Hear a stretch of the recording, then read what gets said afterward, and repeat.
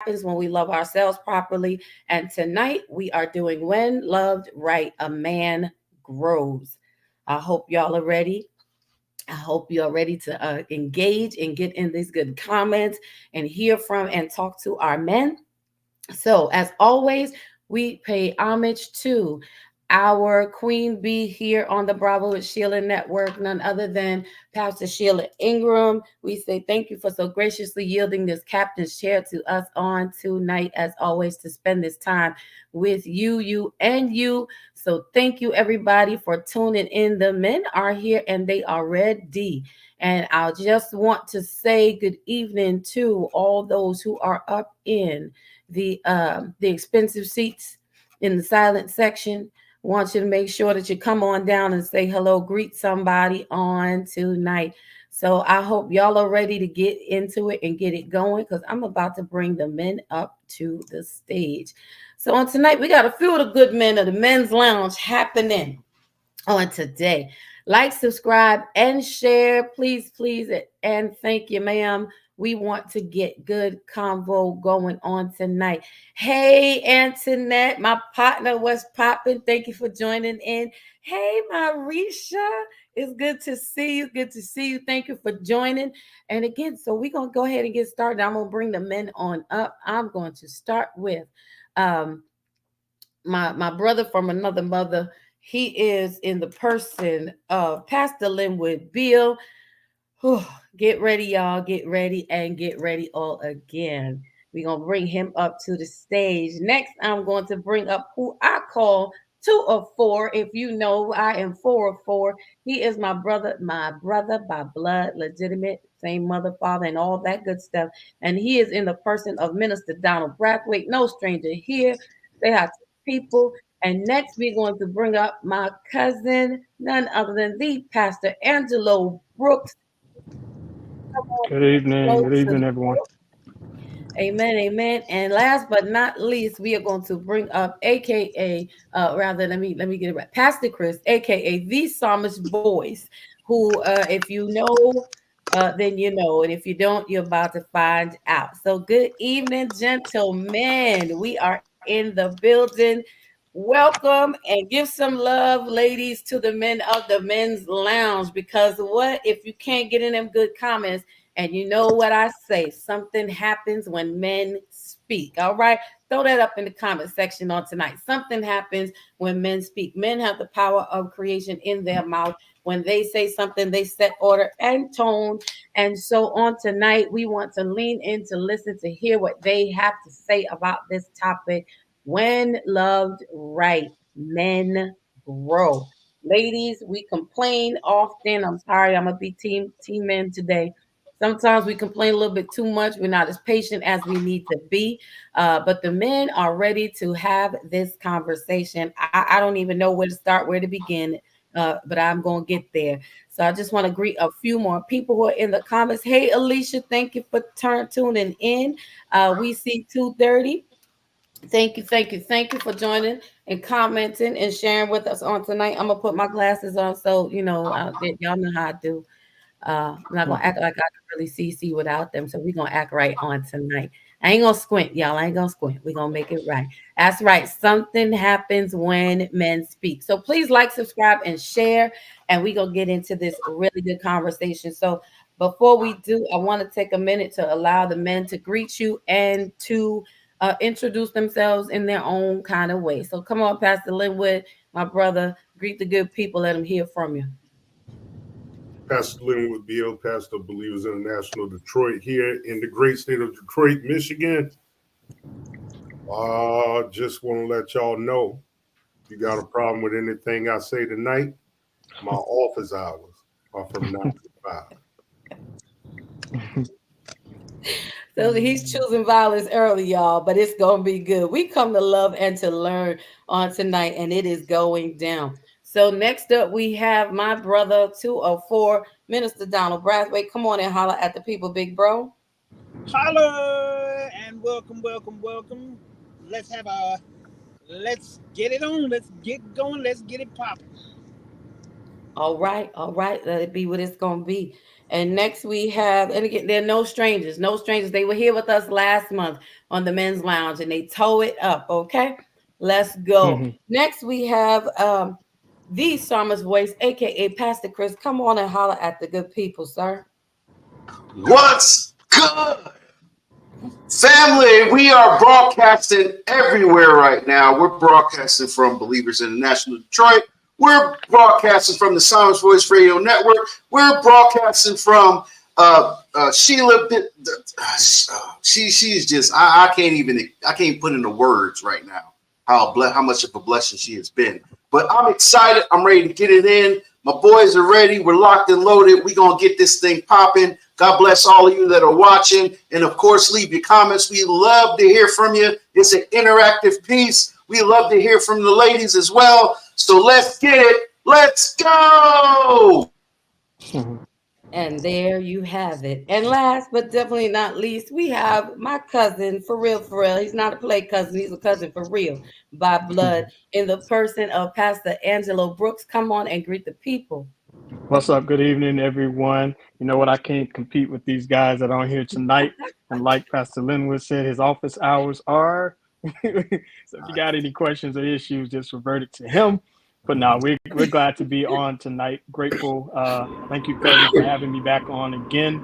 And I think it's a great platform, great opportunity for men to be an outlet for men, but also the ladies chime in and listen in. So look forward to our flow for tonight.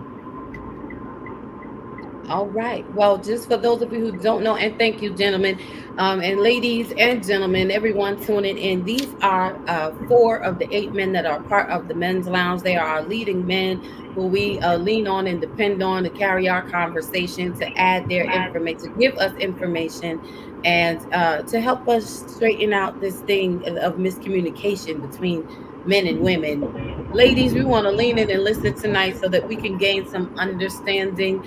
Oftentimes men say things, and the minute a man says something that we don't want to hear, we don't let him finish the sentence. We just kind of go off at the point where we don't want to hear no more. Guilty, I'm just saying. It's true and it happens. But tonight we want to lean in and listen. And we don't want to assume what the men are saying. The men are going to say exactly what they need to say so that we can learn and understand. Now, this topic came to be because of a verses that we had, I think back in December, the men's lounge versus the ladies' room. And we talked about when loved right, women glow and men grow. Well, that was fire all by itself. So if you were not on, please go back and watch it. That was it was loaded all by itself. So on tonight, we decided to break it down into the men and the women to give each side their opportunity to talk and to share uninterrupted and with everything that they need to be able to say, to communicate. So that's how we are rolling on tonight. So I see some more people have jumped into the room on tonight. We have our number one Bravette. She is the best that is out here. And Nay Kenya, what's good, sis? We see Lady Michelle Roach, the distinguished Toastmaster. Thank you for joining. We have the other half who completes the half of the bill of Team Bill, Lady Deshawn in the comments on tonight. We have Dorothy Rouse in the house. Thank you for joining and thank you for being here. All right. Again, please like, subscribe, and share. Invite a friend. And don't be afraid to get in the comment section and ask the men some questions or comment on what they have to say. So tonight, I'm going to start off the conversation with a question I'm going to put out there to the men. I know they are ready to go with their information, and we're going to turn them loose. But when we talk about this topic of men growing, the women, we are purposed to be in their lives to be a help, to be an assist, a suitable assist, one that can help them in whatever area it is that they are needing assistance with. And we have to operate as such. When we do that in our space, we help them to grow, to get to where they want to be and where they need to be. Do they need us to grow? Not necessarily. But should we be in a position to help them grow? Absolutely. So men, I want to ask you, what does the statement, when loved right, a man grows, what does that mean to you? And do you believe that it is true or false? Who wants to start? Linwood, I see your mic open, so go on. Okay, I'm sorry. Oh, that wasn't even right. You get picked up, Well, get picked on. What can I tell you, brother? well, here's the thing. In my humble opinion, can I start off, Pastor Chris, by being humble? In my humble opinion, Lord have mercy. I believe that when loved right, because we have to face it, all men don't see love the same. Now, now we can keep it as simplistic as saying that we need to identify love languages, or we can go even deeper in saying that first and foremost, before a woman can love a man, she has to know that man. And when I say know that man, I mean know him intimately, not sexually. That's good. There's a difference. She has to know him intimately in order to know not only triggers and things that we talk about in surface, because we can always talk about triggers, we can always talk about traumas, we can always talk about the things that point to a negative. But what is it that he really needs in order to operate in the best version of himself? Why does he need it? What makes him tick?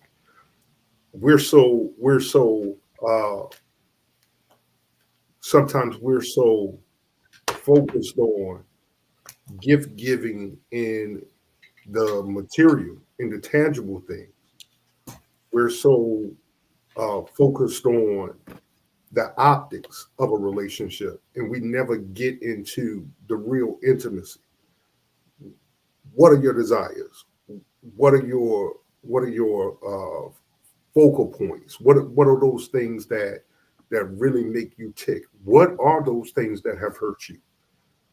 And what am I hearing?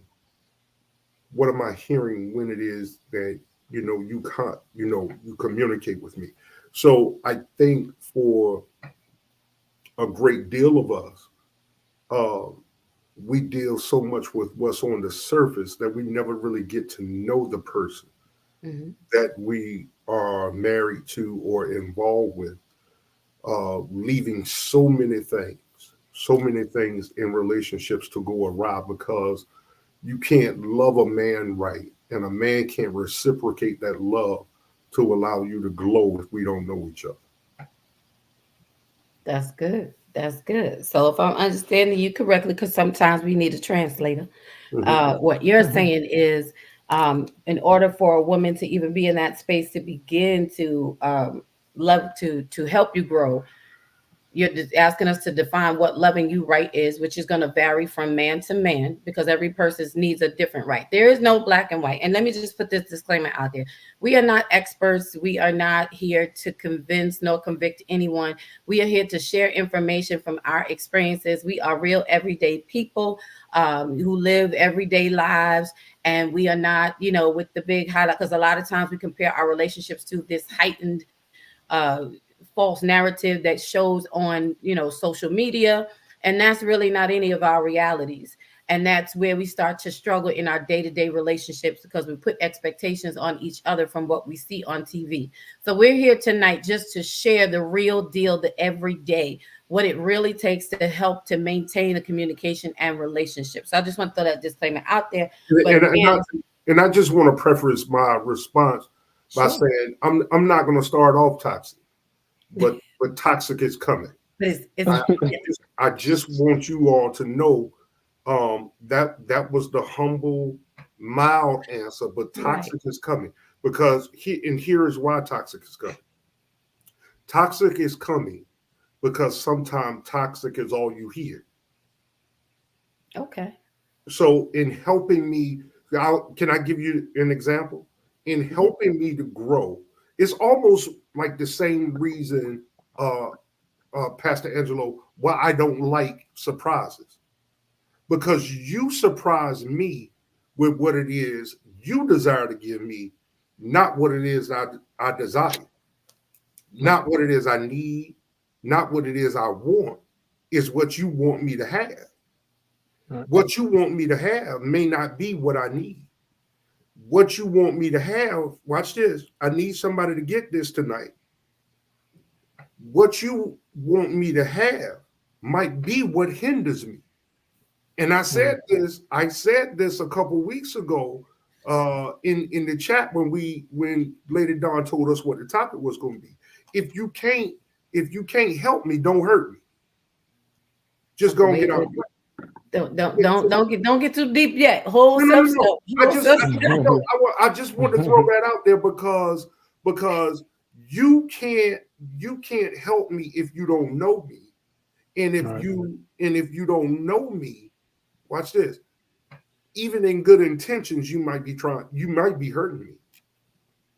No, and that's true, and that does happen. That's true. That's good, and those are great points that you are making, and we definitely want to dig into them because they are valid points. This is such a meaty conversation. We might not be able to, cover it all in one day at one time.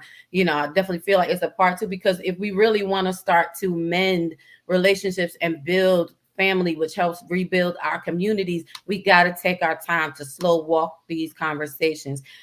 So what I do understand is that Linwood is saying that toxic is in the crock pot on tonight, so it's a slow cook, but it's coming up. That's what I heard. So we gonna wait for the toxicity to rise to the top. We're gonna let it boil. But you're talking about the intimacy that's required in order to love you and in order to be that help that you need to help you grow. It does not take place in the bedroom. You're talking about the intimacy outside, the intimacy of my heart, the intimacy of, my spirit.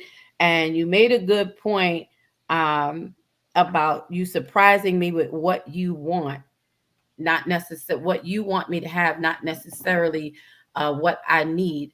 And I would just piggyback for a moment on that point to say, ladies, this is where it's important that your man, the men in your life, your husband, you can surprise him with what he wants when you know what he wants. And it takes communication.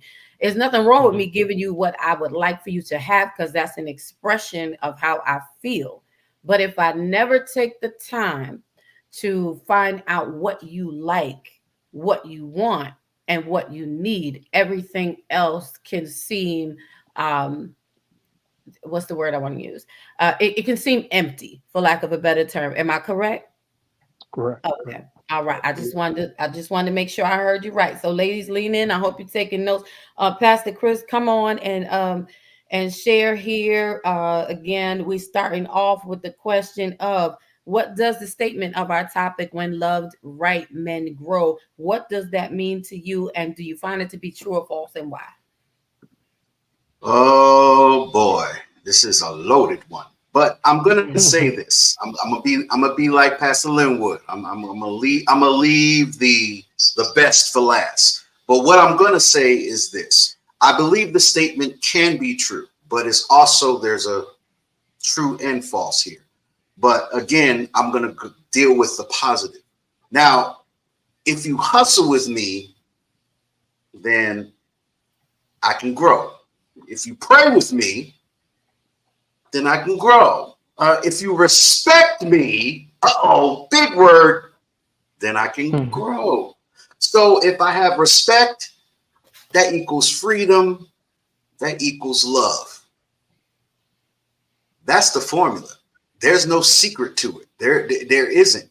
We make the negative side of this thing is that we have all the false narratives that dilutes a simple equation. Respect brings freedom to love. So if we have all those aspects as men, you don't have to worry about side pieces and chicken McNuggets and all this other stuff. If all those three elements are in place, you won't have to worry about that. So you don't have to worry about the man growing and maturing, because if he's growing and if he's a real man, as he grows, you're growing. So it's a two-part question here. So if I'm growing, if I'm succeeding, if I'm doing what God wants me to do, yes, if we bring God into the narrative, because God is a big part of this. I'm sorry. I know a lot of us, a lot of people that are watching the program, a lot of them are not a Christian or believers, but the whole key of it is God is the link. And a lot of us get that. So it's that simple. I'm not going to even go ham right now. I'm going to go ham later. But that's the key ingredient to answer your question. So I'm going to drop the mic right there. I'm done. All right. So to recap, thank you for that. Again, it's going to be toxic, y'all. The men, they slow cooking on tonight. That's what's happening. They crock potting it on tonight. So what you said was that if you pray with me, you said respect plus love equals freedom and growth. Respect will bring the freedom to love when those other key elements are in the mix, and God has to be in the midst of it. Ladies, we have to make sure that we are. Am I correct? Did I get it right? I want to make sure I was. Yes. Love plus freedom equals love. Okay. Love plus respect equals freedom, right? No. Okay. Respect plus freedom equals love. Okay. That is the equation. All right. Respect plus freedom equals love. That was the equation. So, all right. See, I stand corrected. Yeah, I want to get it right. We want to get it right. We want to get it. Don't start. Don't start. Want to get it right. We want to get it right because this is important for us to hear and to know. Now, I want to greet some more people in the comments because we don't want to leave nobody out. We see Von Eric in the building. What is up, brother? And we see T. Brian, my bestie for life, for real, the real deal, the top tier up in here. And we cannot forget the actual mother who pushed out 204 and 404. And the aunt of Pastor Angelo, you know her. We all love her. She is in the person of Mama Rosa, aka Pastor Rosa, is in the house. So thank you for being here, Mom.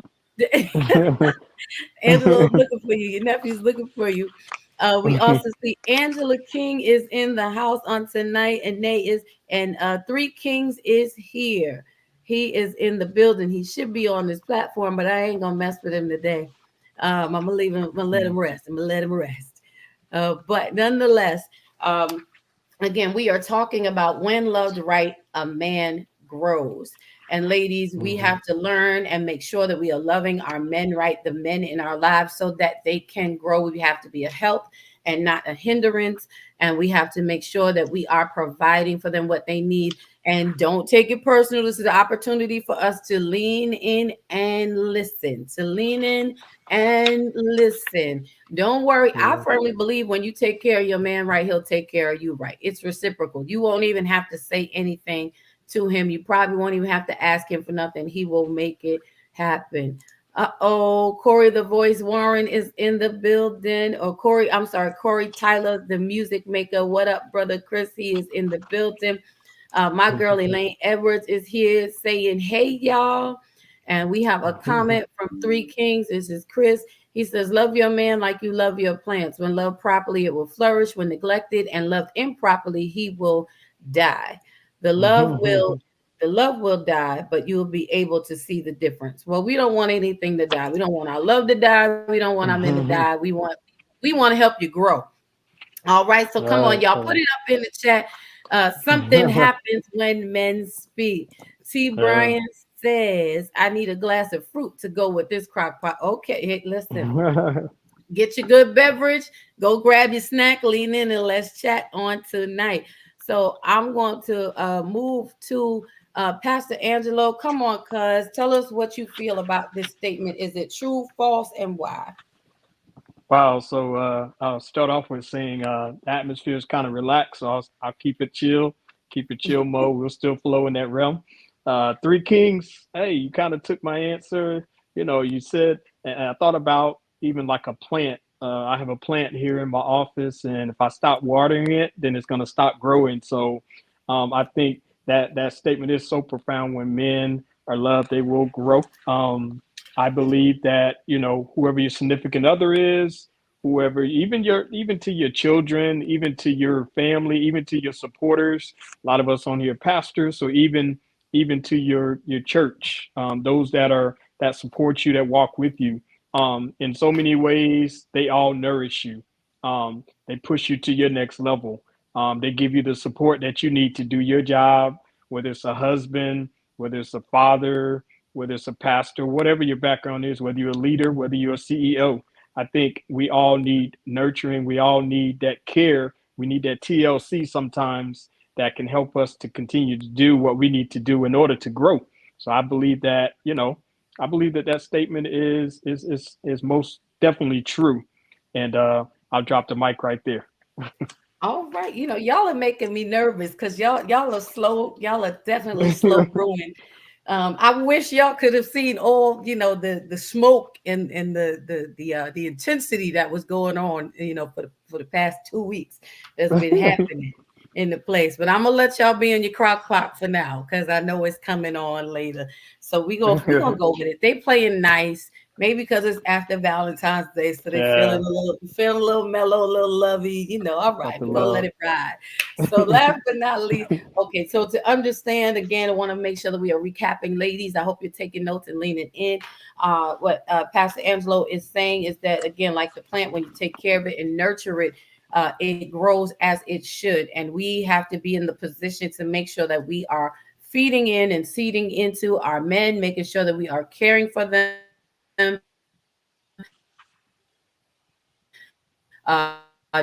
Nurturing and cultivating them in the ways that we have been assigned to do. Am I understanding correctly, sir? Yes, ma'am.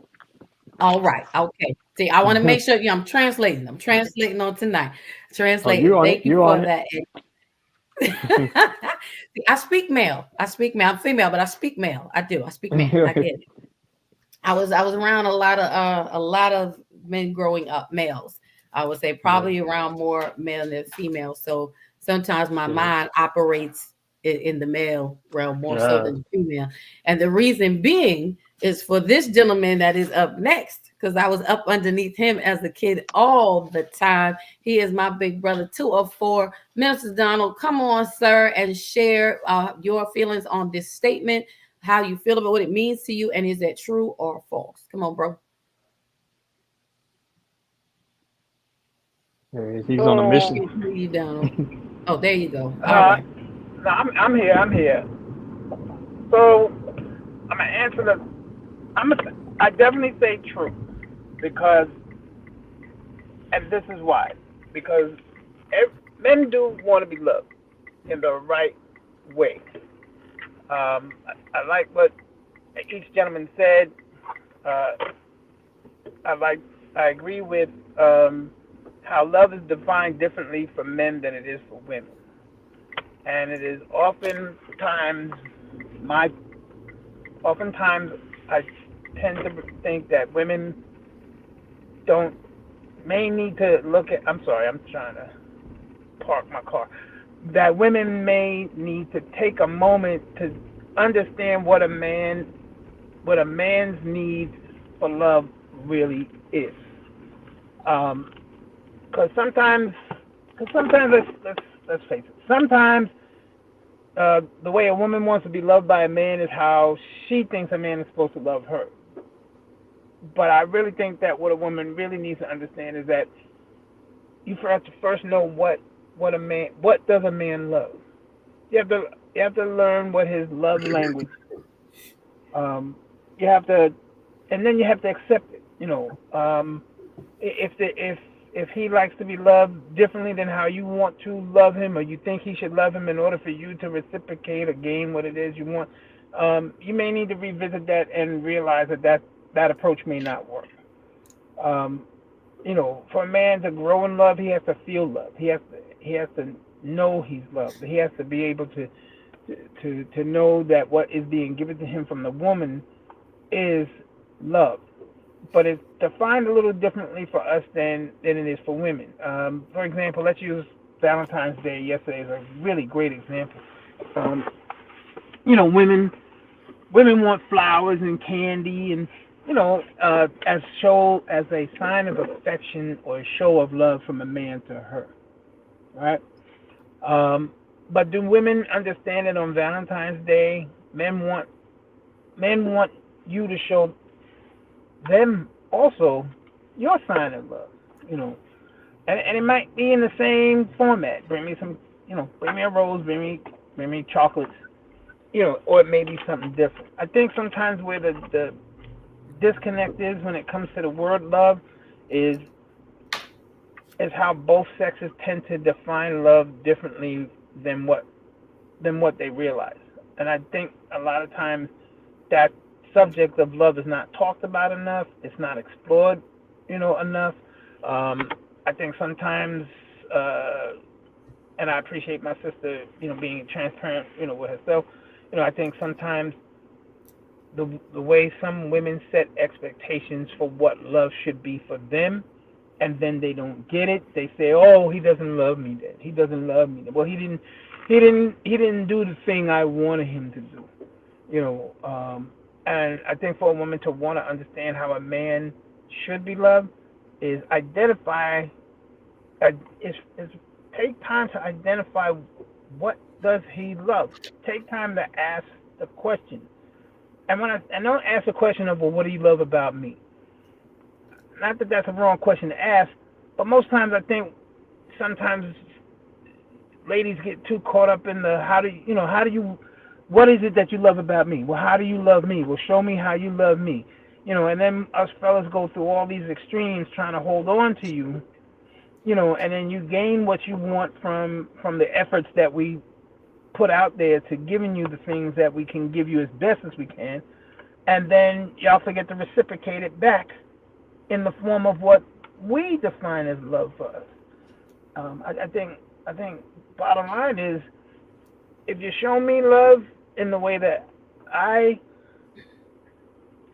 in the way that you understand how I receive love or reciprocate, or how I see love, then you're definitely gonna get love back. But just don't put your own definition of love to it, and then when you don't see what you think love is to you, then you turn and make the guy feel like, oh, well, he don't love me because he didn't do this and he didn't do that and he didn't take me out to dinner, he didn't buy me flowers, he didn't buy me roses, he didn't propose, he didn't take me out to my favorite place.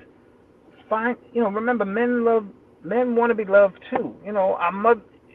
I was thinking during this whole start of the conversation, how does a mother love a child?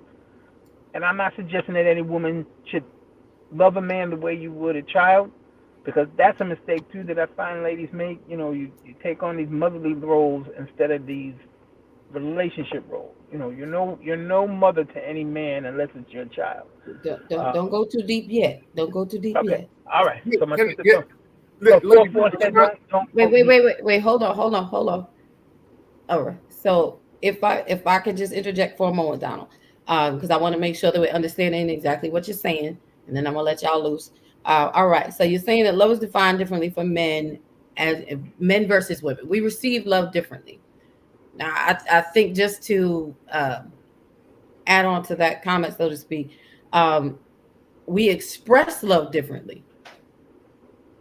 What we're doing, everyone, I want to say in some senses, the core of love can be the same. I'm just saying how we express it. We stir the pot a little bit because we are, because women may like flowers. Yeah, I'm good, y'all. I'm good. I see y'all itching. That's what I want. We express love differently, but the core of what love is, when we're talking about defining love, there is a root core of love that we all have in common. Their problems are love is respect, right? Is that not a commonality in love? Is that not that there are some core things? I'm not saying there aren't differences, and we have to learn one another, but there are some core factors in love that are basic to everyone. We do have to learn the differences of how we express it one to the other. True. Donald says to take a moment to understand what a man needs for love, and learn and accept it. That communicate. But I want to say, men, you also have to communicate your needs. And I know that can be difficult and challenging, and I know that statement is triggering, and that's okay. We here to cause some friction. Iron sharpens iron. Now, you Yeah. have to communicate your needs, and we understand the elements that are required for you to communicate. We have to create a safe space. We have to learn to listen and hear you, let you finish your sentences. But you also, again, have to express to us. Otherwise, because men, y'all will shut down real quick. Why do we do that? And then Because if we express well, ourselves, what do y'all do? wait, Go on. wait, I'm okay, sorry. let me finish. Men will shut down real quick when you are not getting a response from the woman that you need, or when you feel that you are not heard. It is not shot. There's not shots fired. I'm just stating facts. And y'all do that because you refuse to fight to be heard. You want the respect up front and the courtesy to be heard. Am I right or wrong? Yes or no? You don't want to have to fight to be heard. You want the respect to be heard, right? It also It, speaks to the point of, once you communicate your needs, women, you have to know the capacity. Do I have the capacity to give him what he needs, what you're needing? You saying, and I kind of want to ask the question. I'm gonna let y'all comment. I just want to finish something. But you talked about Valentine's Day, just for example, and by the time this is over, don't be scratching your face off, Linwood. I'm gonna let you and Pastor Chris loose because y'all are ready to go. Um, but when it comes to Valentine's Day, you're talking about women, we want flowers and candy and all of this.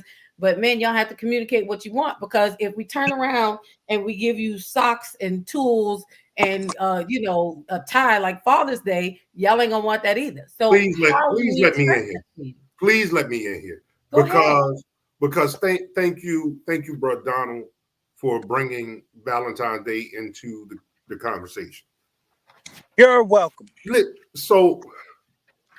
So Lady Dawn, you're saying that communication is the key to a man receiving what it is he needs, not only to flourish, but to get an acceptable gift.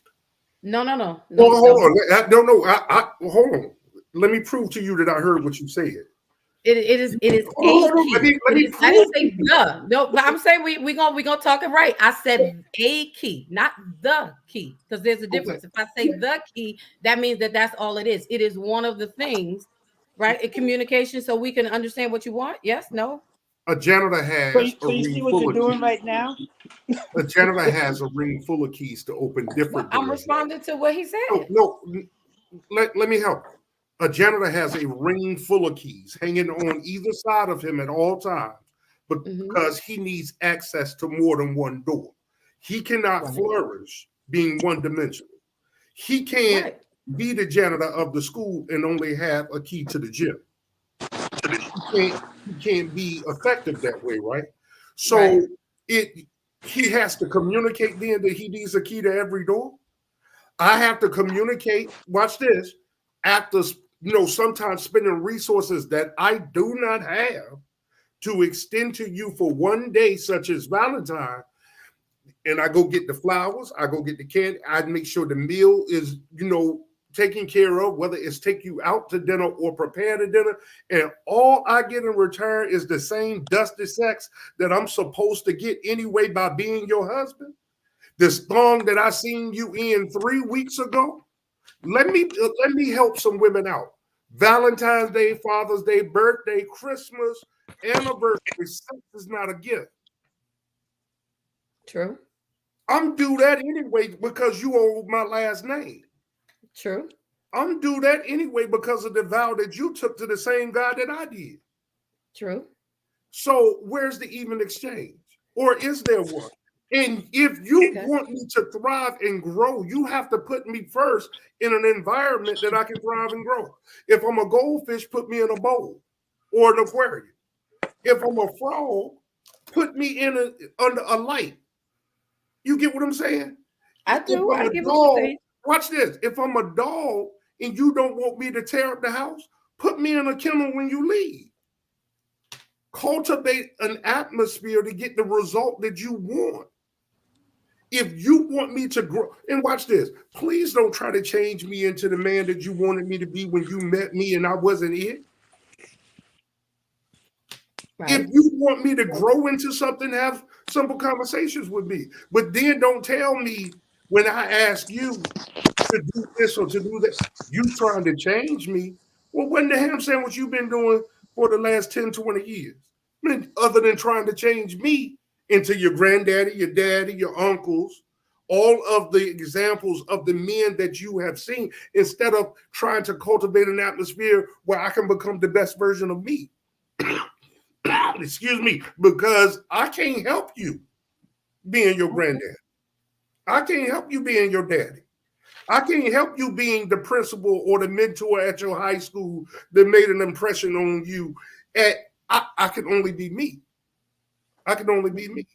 So if the things that I say offend you, if the things that I do offend you, if the things that I do don't please you, then we got to have some real hard conversations of whether I'm a fit for you. Because guess what? In my growing, I'm going to grow into who God created me to be. And if that means we grow apart, then so be it. Okay. So can I respond? Can I add to what you're saying now? Okay. So as you said, half of those things that you were talking about is one of the words that has come up between all of you at some point is about us learning. We have to learn how to be how we have to learn you, what you like, what you don't like. That's a part of communication. You just said we have to have a conversation. That's a part of communication. So yes, communication, as I said, is a key, not the sole key. But like you said, on the key ring. But I have to tell you that sex ain't a gift. No, I didn't say that. I didn't say that. I did not say that. That was your statement. That wasn't mine. I don't agree that I don't feel as a woman we should ever weaponize. We should not weaponize anything against our men. I want to take a poll. Can I take a poll? Could you hold on. why? Out of all the men on the panel tonight, hold on. ever received sex as a gift? All right. Can I finish my statement first, though? All right. So the men on the platform, Pastor Lemon wants to know who's received sex as a gift. Okay. You want us to raise our hand again? No, I don't want you to do anything. That wasn't my question. That's your brother's question. I understand it's my brother's question. I'm what do you saying think about that question. Okay. What do you think I'm about the saying is answer? what I'm okay. Hold on. Let me respond. Go ahead. What I'm saying is right because I'm not again. We're not arguing. It's not we're conversing. What I'm saying is I agree that sex or any of that level of respect should never be used as a weapon or a treat or a reward to the person that we are committed to. You should not. It should not be something that's used on the bargaining table because no, that is not fair and it is not right. You know, now if you, as you say, getting the same dusty sex, that's the conversation between you and your mate. Y'all gonna have to have. If it's dusty, I can't help you with that. But I'm just saying, that's your choice. That's your choice. That's what you got when you said I do.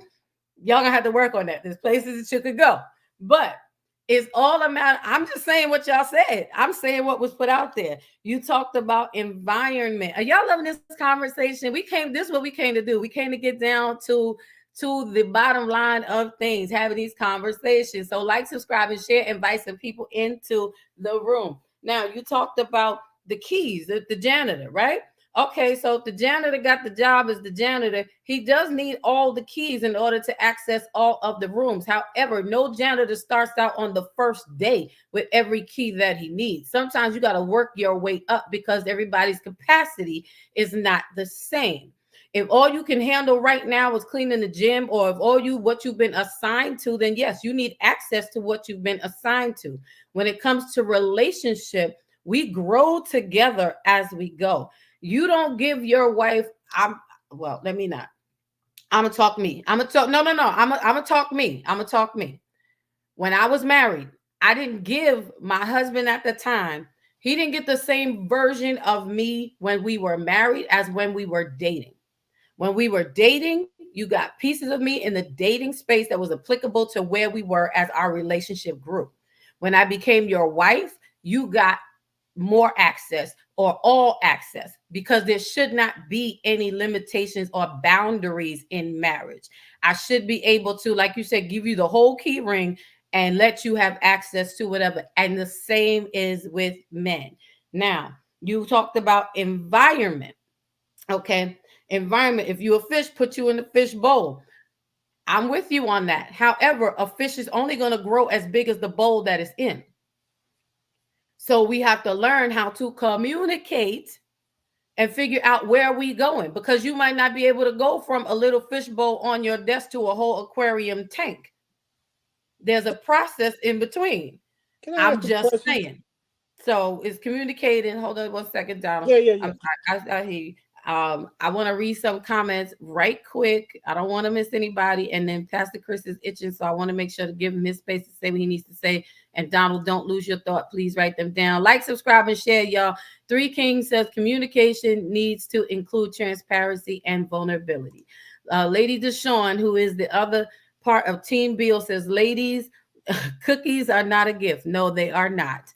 It is. Listen, you depriving your own self. I'm just saying. I'm gonna leave that right there. I'm gonna leave it there. I ain't gonna say nothing else on that. But help yourself to help yourself, sisters. T says, but my sex is a gift. Just saying, ain't nothing dusty over here. It's not a weapon, but it is a blessing. And that is, listen, it is what it is. But women, we do use that, and it's not all. It's not every woman, but we do use those things against our men as if they are bonuses and not something that we should be providing or giving or engaging with them up front. Chastity says, in order for us to learn, you have to be willing to talk. And Risha says, access to what you were assigned to. That's real, right? Yeah, you got to have, you get access to what you are assigned to. There's certain rooms. I know in the hospitals, the cleaning crew, everybody's assigned to different floors. You don't have keys to every room and every floor in the building. You got keys to what you assigned to. So men and women, you got to know what you're assigned to so that you can have full access. That's all I'm saying. So, Pastor Chris, go ahead, sir. Help yourself. I was just responding. Oh, okay, I'm about to just drop the bomb. See, I was trying to be nice, but see, here we go. We got the smokes in the comment section, so I'm going to put them out real quick. All right, number one. We will listen to you if you don't talk over us or demasculate us. Number one. Number two, we will support you to no end until you talk over us or demasculate us. Number three, we are not afraid to show our emotions. But if you talk over us and you demasculate us, that shuts that down right there. But I want you to communicate. Well, you just did the two deadliest things that could kill communication right there. Number four, he makes sacrifices for your happiness. But if you talk over your mate or your man and you demasculate him, it will shut that down too. We respect your individuality, women. But if you talk over us and demasculate us, it will shut that down too. Number six, he remembers every little thing. Y'all think we don't remember? Y'all think we don't know what your favorite meal is, or your favorite shoe, or your favorite purse, or whatever it is? You think we forgot? We ain't forget. But what shuts that down? Here's the kicker. Here we go again. You talk over us and you demasculate us. Okay? So here we go. Number seven, he commits to growing with you. We have no problem putting our pride aside and growing with you too, ladies. We have no problem with that. But if you talk over me and demasculate me, guess what? That shuts down too. And you wonder why things go the way they go. Okay. Number eight, he cares about your loved ones too. Y'all think we don't care about mama? We don't care about the kids? We don't care about grandma, mama, and them. We don't care about nothing. It's just me and you, boo, and that's it. No. But the fact of the matter is, when you talk over me and you demasculate me, that causes an issue as well. See, I'm giving you fact and fiction. I'm not sitting here making this up. All right. So, number 9, the last point, and I'm dropping the mic. He loves you for who you are. Here's the big one. Y'all think because we see a Slim Pickens that got all the curves and all that stuff, you think we're going to go sideways because we see her. We didn't marry you. We didn't commit to you. We didn't do all this stuff, number 1 all the way to 9, if we didn't think you were worth it. But if you talk over me and you demasculate me, we have a problem. And you wonder why the dynamic of black women and black men don't agree. Because of these 2 factors. We don't ask for much. That's the whole problem with this whole conversation. We don't ask for much. We ask for respect, and we ask for not to be demasculated. But the way society and church, I'm going to get in trouble, Linwood, but I got to say it anyway. We present this fake Boaz in some, not all, some churches. We end up being idolized by the single women of the church, and we put this standard over them, and we expect every man that's single that comes into our churches, not all, but some, we expect them to be on our level or even more, and then you wonder why the rate of single women is increasing. It's just ridiculous right now, and divorce rates is going sky high just from the church. Not all, but some. I'm going to drop my mic because I'm going to get in trouble already. I'm done. Okay. So I want to say thank you, Pastor Chris, for those 9 points. Ladies, I hope you leaned in and wrote them down. I didn't catch them all, but I will. I want to also say, as you said about us talking over and demasculating you, that was a point that I made very early on in the beginning of the conversation. Women, how we shut down, or we don't let you finish your sentence. Again, not all, but some. At the moment that we hear what we don't like, then we start to jump in, talk loud, cut you off because we don't want to hear any more of what you're saying, when very well this might be the road that you're taking to get to your point. Understanding that you are never trying to hurt us, harm us, disrespect us, belittle us, or any of those things. You are in those moments trying to communicate, but however, we do cut you off. And again, I did say that early in the game, which is another point of what? Communication. We have to learn how to communicate with you properly in not cutting you off, allowing you to finish your sentences, whether we like them or not. Ladies, we are very emotional creatures. We have to learn how to get our emotional weight up and be able to take what the man is saying. A lot of times, if we're being truth, and I'll be transparent, the things that I dislike the most are the things that are true. If you say it and it hurts me and I don't want to hear it, it's because it's something has hit that open. A wounded dog will holler. It hit a space that I know, while I'm being the independent woman, while I'm being the boss chick, while I'm being the leader, while I'm being the one who has it all together. You who have an insight to me, into my vulnerable spaces, have identified or recognized something, a weakness in me. And women, we don't want to show our weakness truthfully to men. We don't want you to see that. We don't want you to see us as vulnerable sometimes, not all. Why? Because we feel like sometimes some of us feel that it is a turnoff, or then, we go through issues of not feeling enough. So the minute you say something that bothers us, the minute you make a part of your sentence something that we don't want to hear, that's when we try to cut it off because we don't want to hear anymore and we're not ready to deal with that issue. But again, it leads to the point of we have to learn how to communicate as well. So when we love you right, we're here to help each other grow and glow. I want to read a comment, and then I want Angelo to chime in. And Donald, I didn't forget you. I see you 204. I got you. Mama Rosa, Pastor Rosa says, my understanding is when you became part of a team, it is not any longer about self, but the expected goal of the team. Correct, ma'am.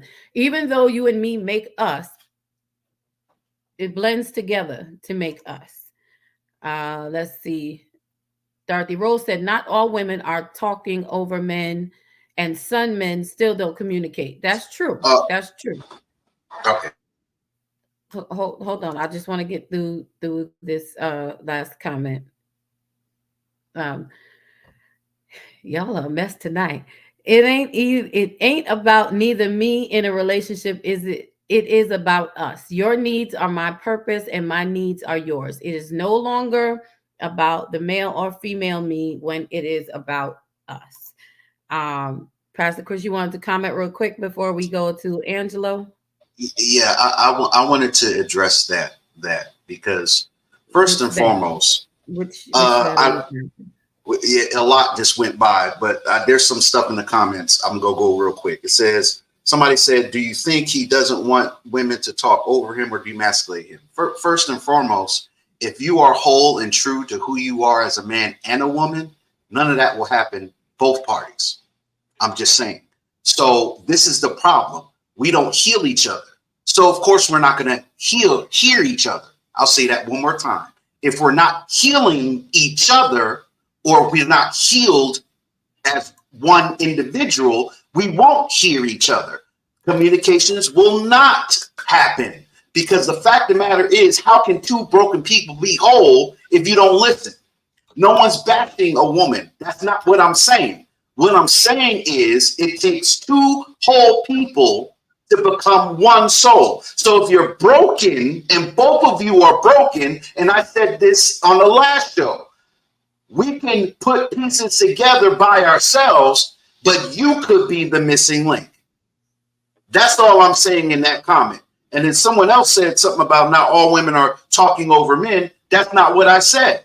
What I said was there's some people that do. I left a guideline. I gave pros and cons. You asked me a question, I gave you an answer from both sides of the spectrum.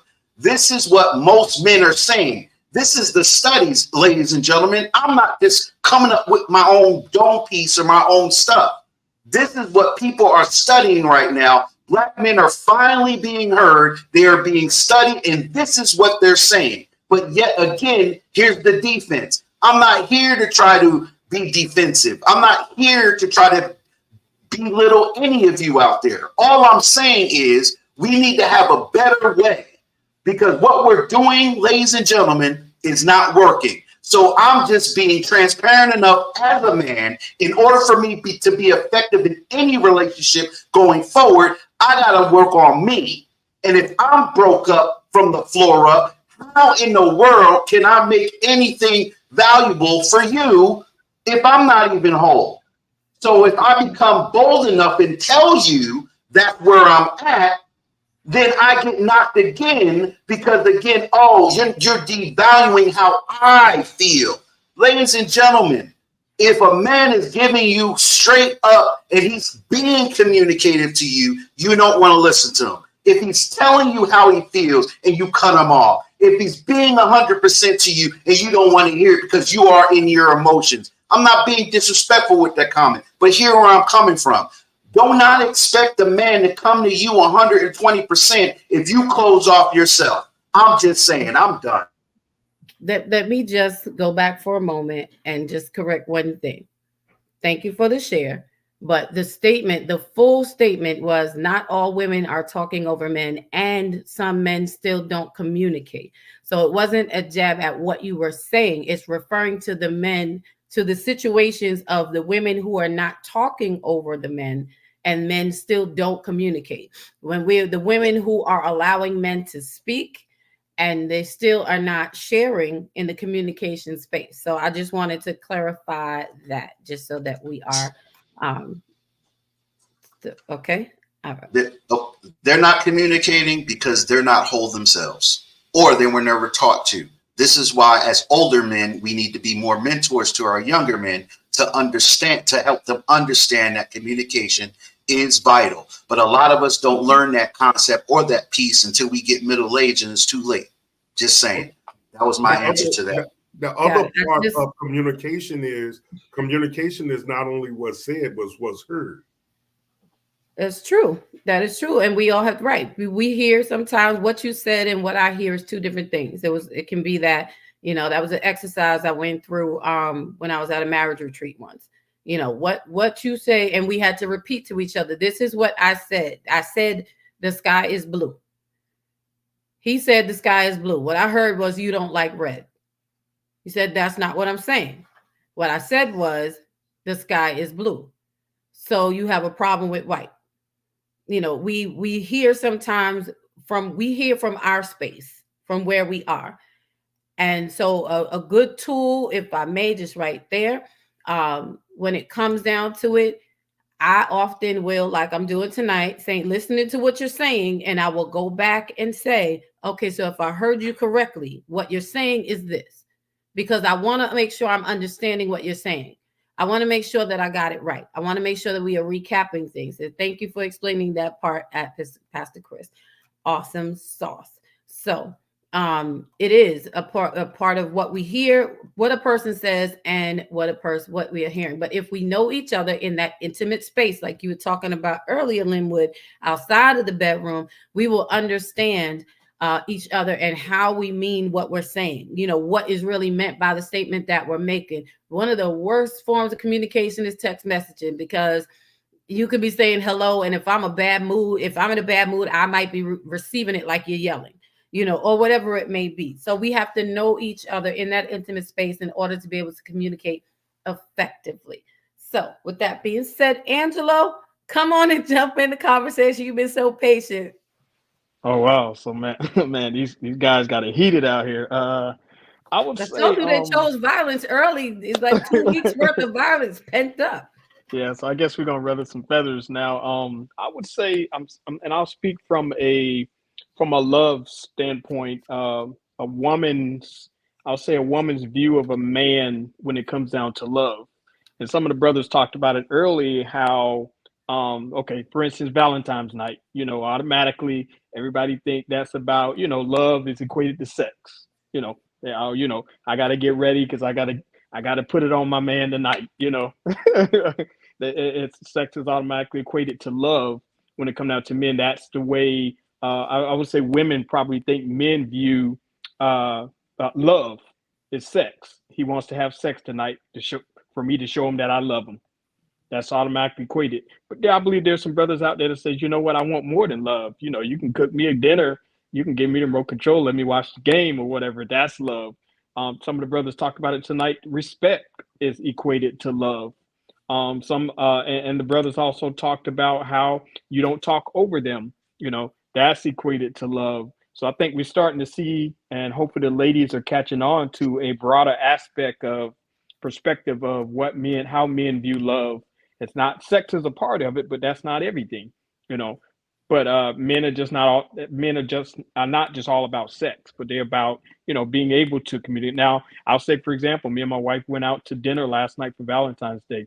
She wanted to talk, she talks more than I do, so I talk less. And she wanted to talk about our love life. She wanted to talk about, how much I love her up until this point. Y'all don't tell her because I don't know if she's online or not.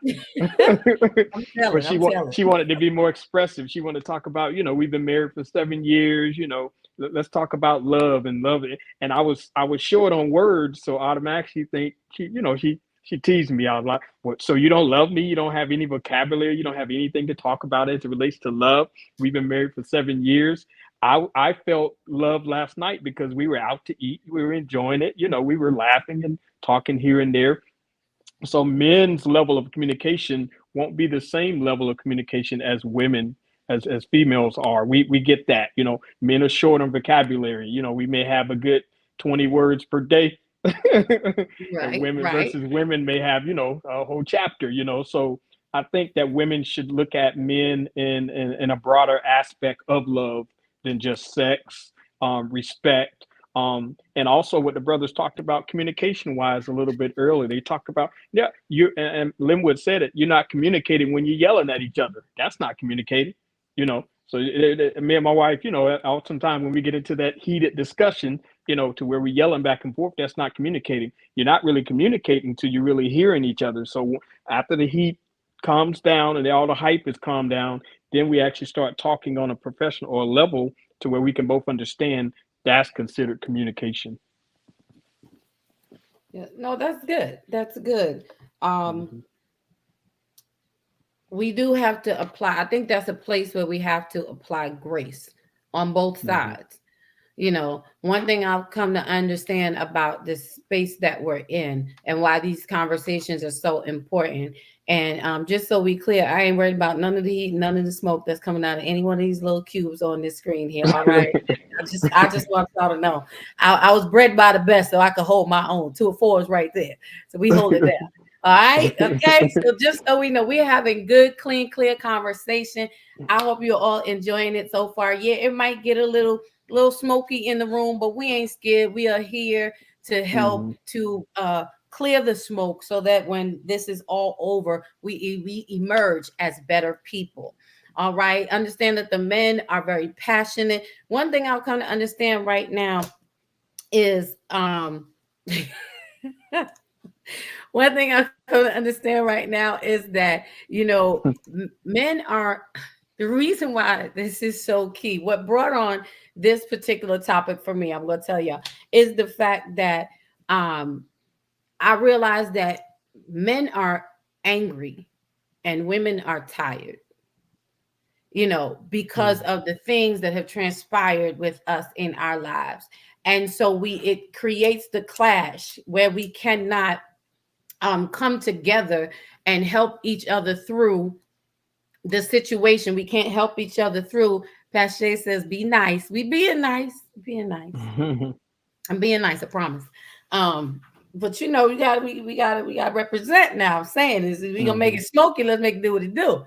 But because men are angry because you have gone for so long without being heard, you know, we have to give the space for you to express yourselves the way that you need to, and in a way that is clear and free and to the point. I have to learn how to be able to sit here and to take you at the peak of your frustration and not take it personal. Even if some things that you may say might hit me personally, but I still have to be able to take them and allow in your frustration and allow you to express that and not throw it up at you later or not hold it against you later. This is what we have to do, women. And sometimes we don't do that, you know, and that's a part of loving our men right.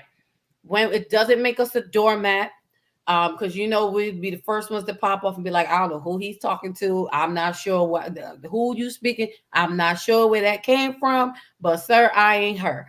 You know, I know that because I'm quick to be. Well, I was quick to be that way, but I had to learn how to hear you in your frustration. If you really want to communicate, it's like, do you want to be right or do you want to get it right? And that's something that each side has to consider. Men, we hear you. But do you want to be right or do you want to get this right? And ladies, the men hear you. But again, do you want to be right or do you want to get this right? When you choose to want to get it right, you will apply grace on both sides. Sometimes we just got to take it. Sometimes guess what? Sometimes you just got to sit there and take it. Pastor says, yes, we have to learn how to be quiet and listen. Right. I've learned how to master, like, okay, he ain't talking to me. Oh, he's just, all right, he's talking, but he's just, okay. It's not at me. But if I'm his safe space, this is where you should be able to come to unload without it being charged against you, without us repeating the conversation in the back of our heads, ladies, and then turning around later and saying to him, you know, giving him breakfast, just like throwing it across the table, like, well, last night you said blah, blah, blah. You know, we have to kill those things. You know,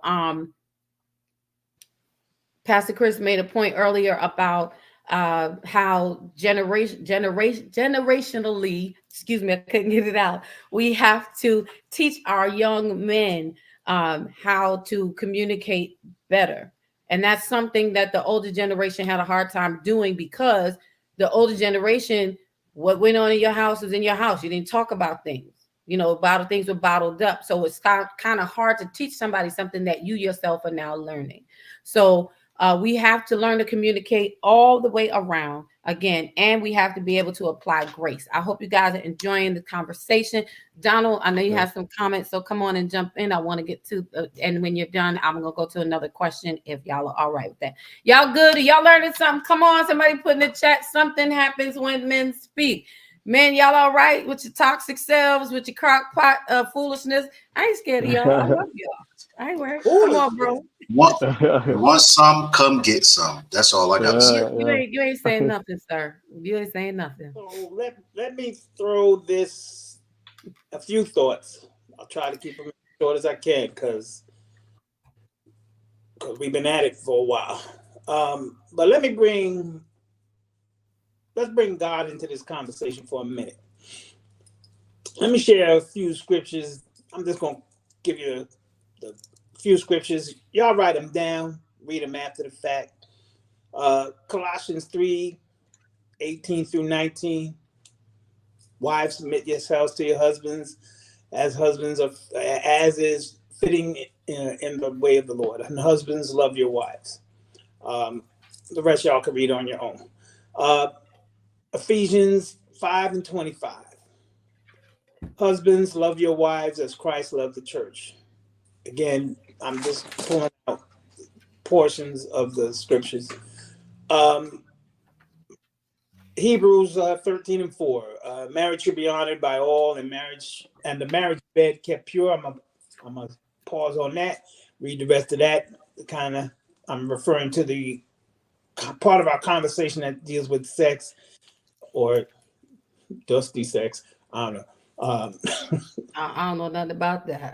That was your brother. I'm quoting somebody else's words. It's the gentleman. It's the gentleman in the square next to you. That's who said that. That's who said that. He one said thing that. I want to add, going back to Hebrews 13:4. We need to remember that sex is holy unto God, but immoral sex. And I'll stop there. Again, I encourage everybody to read these scriptures because there is a lot said in the direction of love, whether it be in a marriage or relationship. And it's good for the people who are on here tonight. Remember to like, share, and subscribe. It is good for all of us to be learning as we are trying to improve relationships. Few things I want to say also is, ladies, hear us out. I know right now some of y'all might be in your feelings because you don't like the way we're coming off. You might think we're lashing. You might think we're just angry, aggressive men that had different experiences. But regardless of all of that, we're reaching out to you and giving you what you need to hear from us as far as like what is going to really resolve or help recover where the gap is in relationships, whether it be in a marriage, whether you're dating, whether you're engaged, whether you're waiting for the right person. We're trying to basically give you what you want as the answer. We're giving you what you want as the answer, to be honest with you. Because one thing I need to encourage you women to honestly start considering is be accountable. Because when you say we're not communicating, and that kind of gets on my nerves, I'll be honest with you. It gets on my nerves because it's like, okay, you're saying we're not communicating, but when we are communicating, are you listening? And are you listening with your heart, or are you listening with your ears, or are you listening with your attitude or your ego? What are you listening with? Because, whether I talk about pre-marriage or post-marriage, I can tell you that I find that particular statement to be more of a defense mechanism than honestly the truth. Now, I touched on somebody's toes, but I don't apologize for that. Because if you're saying we don't communicate, and we actually are communicating in our style or in our way, why are you not willing to be accountable to what we're saying? When y'all are telling us it's the truth. Oh, blah, blah, blah, blah. Well, why are you telling me that? Because it's the truth. And I'm saying, no, it's not. Yes, it is. Okay. If y'all are so adamant about how truthful you are in what you're saying, why is there a problem with we're telling you our truths as well? You know, it's kind of like that. Is this dress, do I look big in this dress? Well, if you want the truth, yeah. But then we have to rethink that answer, because the moment we say, yeah, oh, so you're saying I'm fat? Well, my goodness, you just asked me if you look big in the dress or how the dress fits. So how am I supposed to give you, when I give you the answer, I understand it might not be the one you want, but if I say it, but when I'm saying it in love, because you asked me in love to tell you the truth.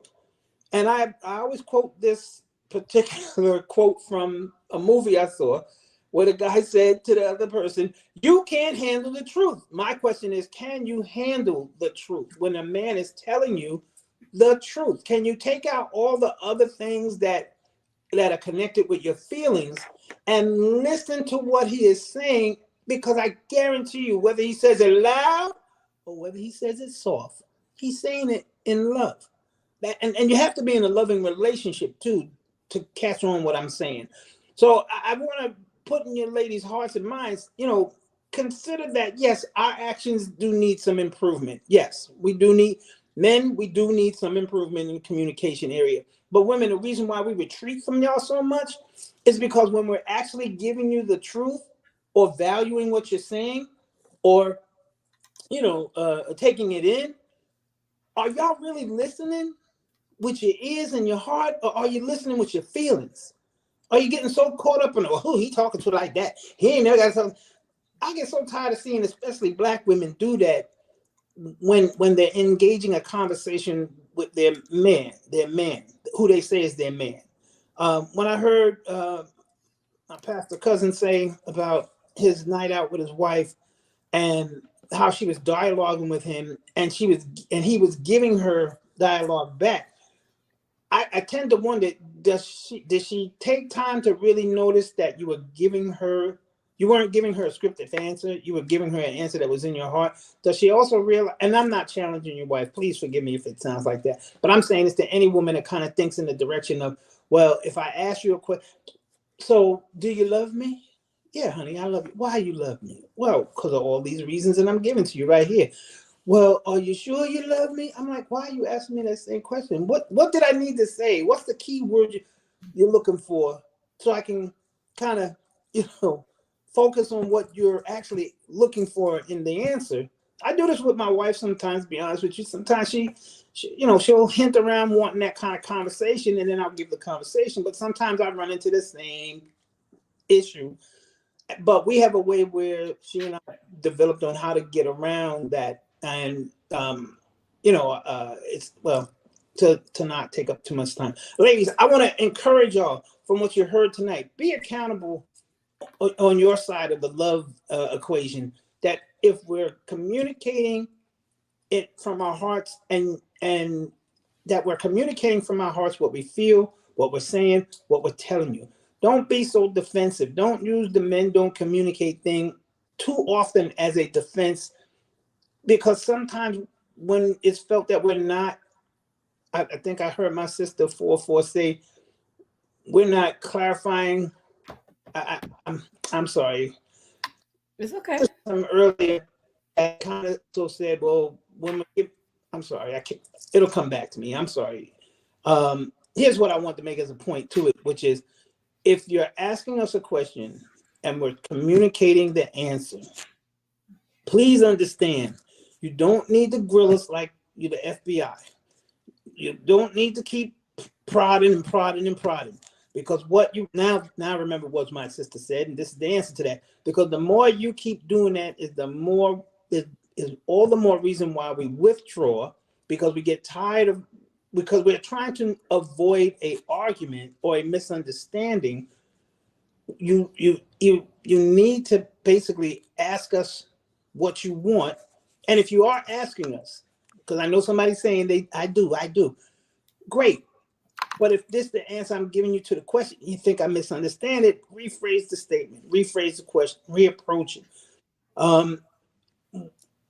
Last few thoughts, if I may. Love isn't defined by sex only.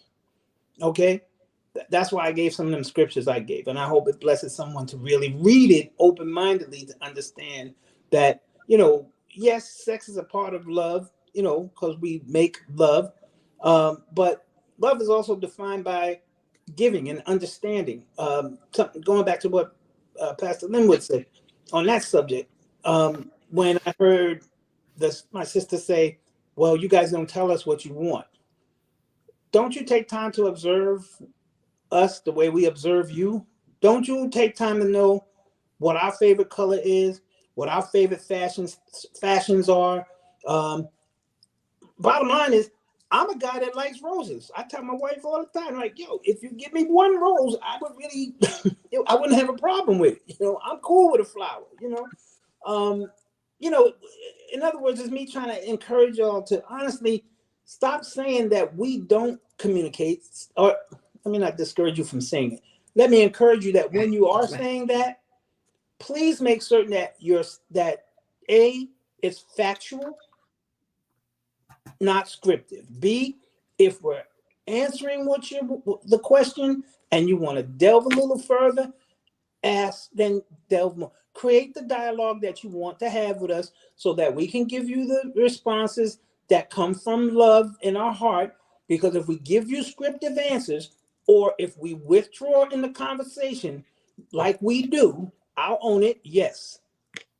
Like we do, it is because it gets tiresome to try to for the conversation to be circular over and over again. Come on, I'm trying my best here. Give me a vowel, give me a consonant, something. I want you ladies to understand that love is not just through sex, it's through how it's basically defined by giving, understanding, fairness. Show us, share.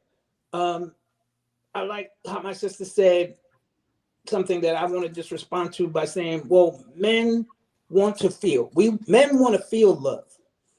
Women want to see love in actions. So understand, we feel love. Show it to us in some small or big way that you can. I mean, I'll never see the car that I want in my driveway that my wife knows I would. You don't know. You might. Well, I know where our finances are right now. I ain't trying to pay that. But we ain't gonna talk. That's a whole other show. We can talk about that. But I give it to you about exactly. With another show. Last thought. Last thought. Matthew 19, verses 4-6. I would encourage that all these scriptures I gave, please read the whole entire chapter, not just the portions that I'm giving you, but a little part of it is, haven't you read? He replied that at the beginning, the Creator made them male and female and said, for this reason, a man will leave his father, his mother, unite with his wife, and the two will become one flesh. Well, that to me kind of sums up what love really is between a man and a woman. It's being in unity, connecting. It happens, yes, through communication. It happens through actions. But we said it earlier, the men's love language is one way. Women's love language is another way. Men want to feel love. Women want to see love. Well, I think both parties want to. No, that was good. That was really good. You said so many good things. And I think to a degree, on one hand, if we stop putting this line of divide, just like with gender roles, because it's not absolute, it's not all, women want to feel and see love just like men want to feel and see love. The expressions of it, the question is how do we, again, you guys have made the point that there are differences in the way that we receive and that we give. So we each we can't continue to play the blame game. It can't be that the fault is all yours because you don't listen, you don't hear me, you don't, you're not respecting me. At the same turn, it can't be, well, you know what? you don't love me, you're not showing me, you don't care about me, you're not listening to me, the male and female sides. When we start with that blame game, we never come to a resolve. And we have to find the happy medium, the place where we meet together, where the grace, this is where grace has to come in and be the key, I feel, or one of the keys, because I'm going to get my brother started again with the keys on the janitor ring. Please don't. One of the keys that helps to bring us together and bridges that gap, because that's what we want. We're both fighting for the same thing on different sides, but we have to stop fighting each other. I also want to say, thank you for those scripture verses. Now, again, we are not a Christian channel, although we are all Christian. So there may be some people of different beliefs and religious backgrounds. So we are absolutely inclusive. We are just using, all these men here are preachers. They're all ministers and pastors in some capacity. And so we are using the tools that we have, that we rely on, that get us through. So as we are sharing, we want you to grab the principle, not so much the presentation all the time. And again, just saying that so that we don't want anyone to feel left out. And again, we're speaking the language that we speak, that we go off of. And the Bible, these verses are things that help to encourage and grow us. I want to read a few comments, and then want to do one more thing. So Pat Shay says, this goes for both sides. Don't ask the questions if you're not ready for an honest answer. That is true. Got to be very careful. If you're not ready to hear the truth, then hold off on asking your question. If you're nervous about asking the question, then that means you're really not ready to hear what the other person has to say. You have to anchor yourself to be able to hear what the other person is saying and about to say. You can't control how a person feels. You can only control how you respond. And yes, welcome. Sorry, welcome, Pache. Welcome, Disciple. Welcome, Brooklyn. And welcome, Teddy Bear Music. It's so good that y'all chimed in with us on tonight. Thank you. Like, subscribe, and share. Invite a friend. I hope you're enjoying the conversation so far. This has been great. When loved right, men grow. And we are talking with these 4 amazing men of the Men's Lounge who have been sharing from their wealth of experience, knowledge, and information on tonight. Again, we are not professionals. We are real everyday people that are trying to help bridge the gap in relationships across the board. Teddy Bear Music says no keywords. I think he was saying this in regards to what Donald was saying about him and his wife when she is looking for additional conversation or deeper a deeper answer in her question. They have a method of communicating. He says no keywords. They don't even know what they want to hear sometimes. Oh, that's a little lethal there. I'm gonna have to take that one with a grain of salt just a little bit. I think we do know what we want to hear, and what we want to hear is the truth. The question is, as Pache just said before, can we handle the truth that we want to hear? That's the point. And I don't think it's not that we can't handle it. Maybe we can't handle it right now. I'm just saying. I'm just putting it out there. Maybe we can't handle that truth right now. A person has to be in a position to hear the truth. Let's agree to disagree. That's okay. Listen, we're not trying to convict nor convince anyone. I'm just expressing my opinion and my feeling, and that's okay. We can agree to disagree. I'm not mad. I respect what you're saying. I'm saying on the other side of it also, because nothing is one-sided. On the other side of that, it's not so much that everybody. Sometimes we know what we want to hear. We're not ready to hear it. So is it a matter of I don't want to hear it, or I'm not ready to hear it? That's all. Just adding perspective, adding some additions to the conversation.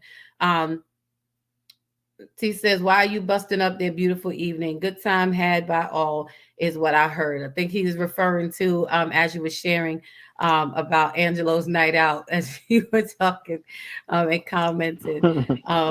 You said, Pache says we have to learn our communication language. Yes, we do. We have to learn our communication language. Absolutely. Risha says, let's see. Men and women communicate differently. It requires patience and understanding for one another. Absolutely. And Teddy Bear Music says the best communication language is truth, and sometimes neither party wants to hear it. That's when you find out if it's real. And that's a good point.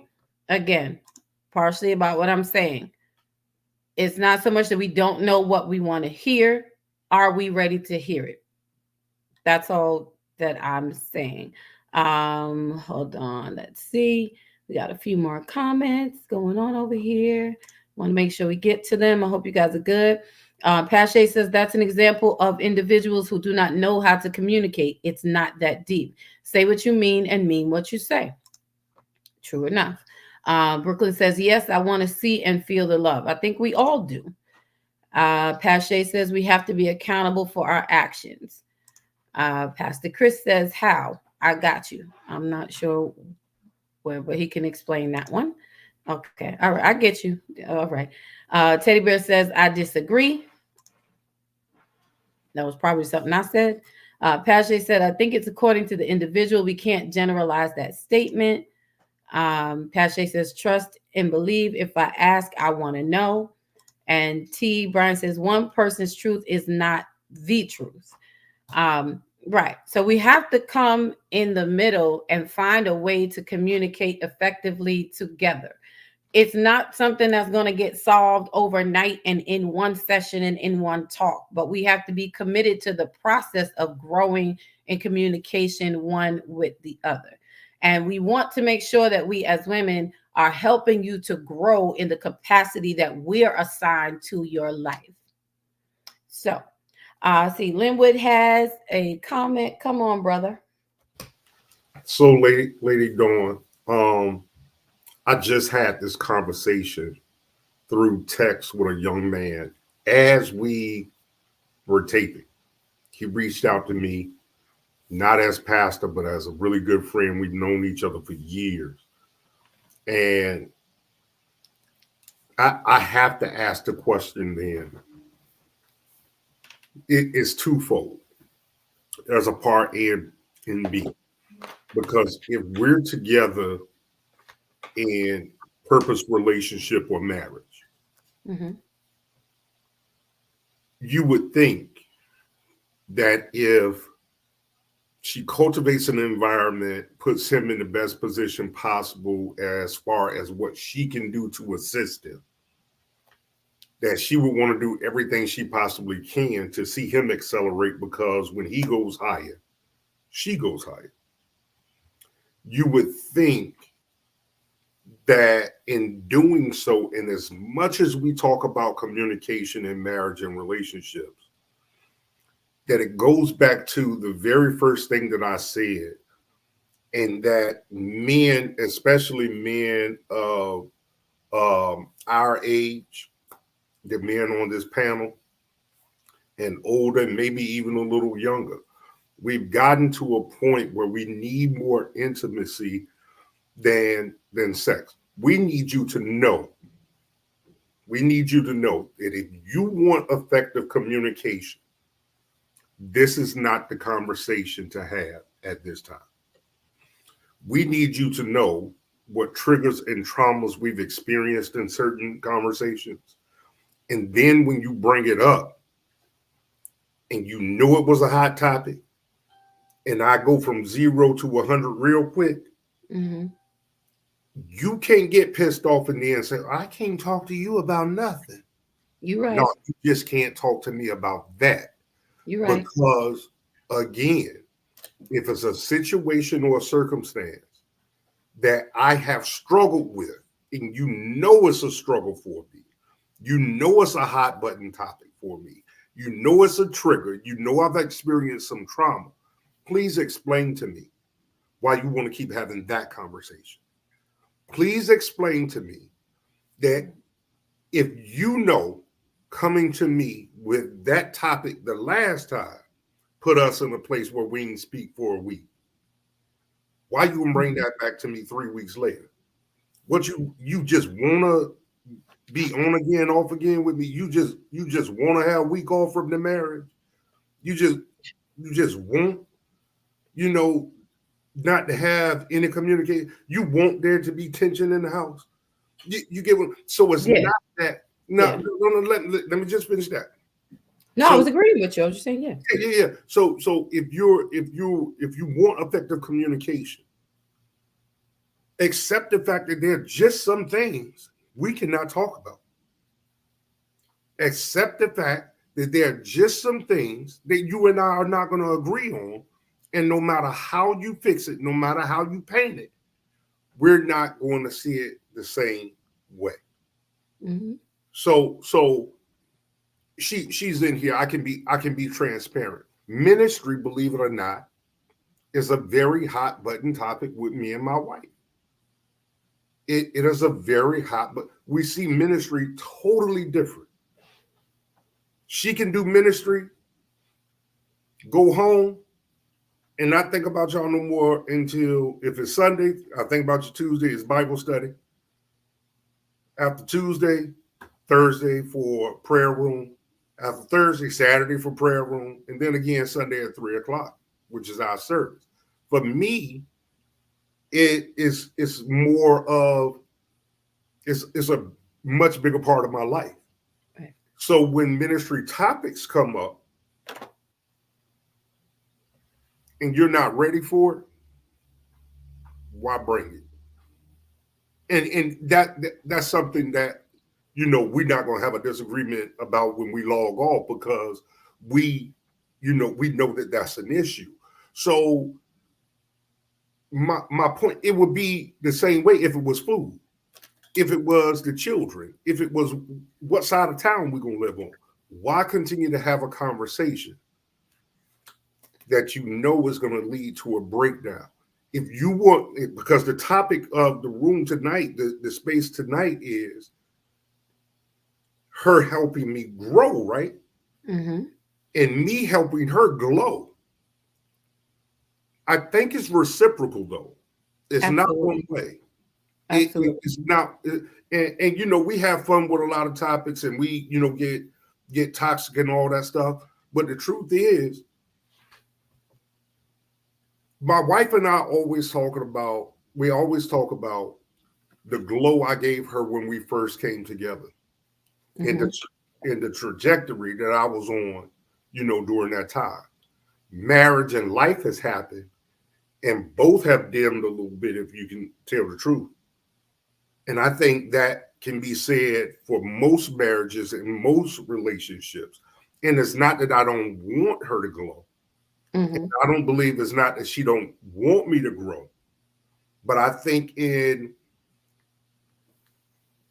the process of us wanting each other, for her wanting me to grow in the things that are important to me and get into a place in life and ministry and career and all things that I desire.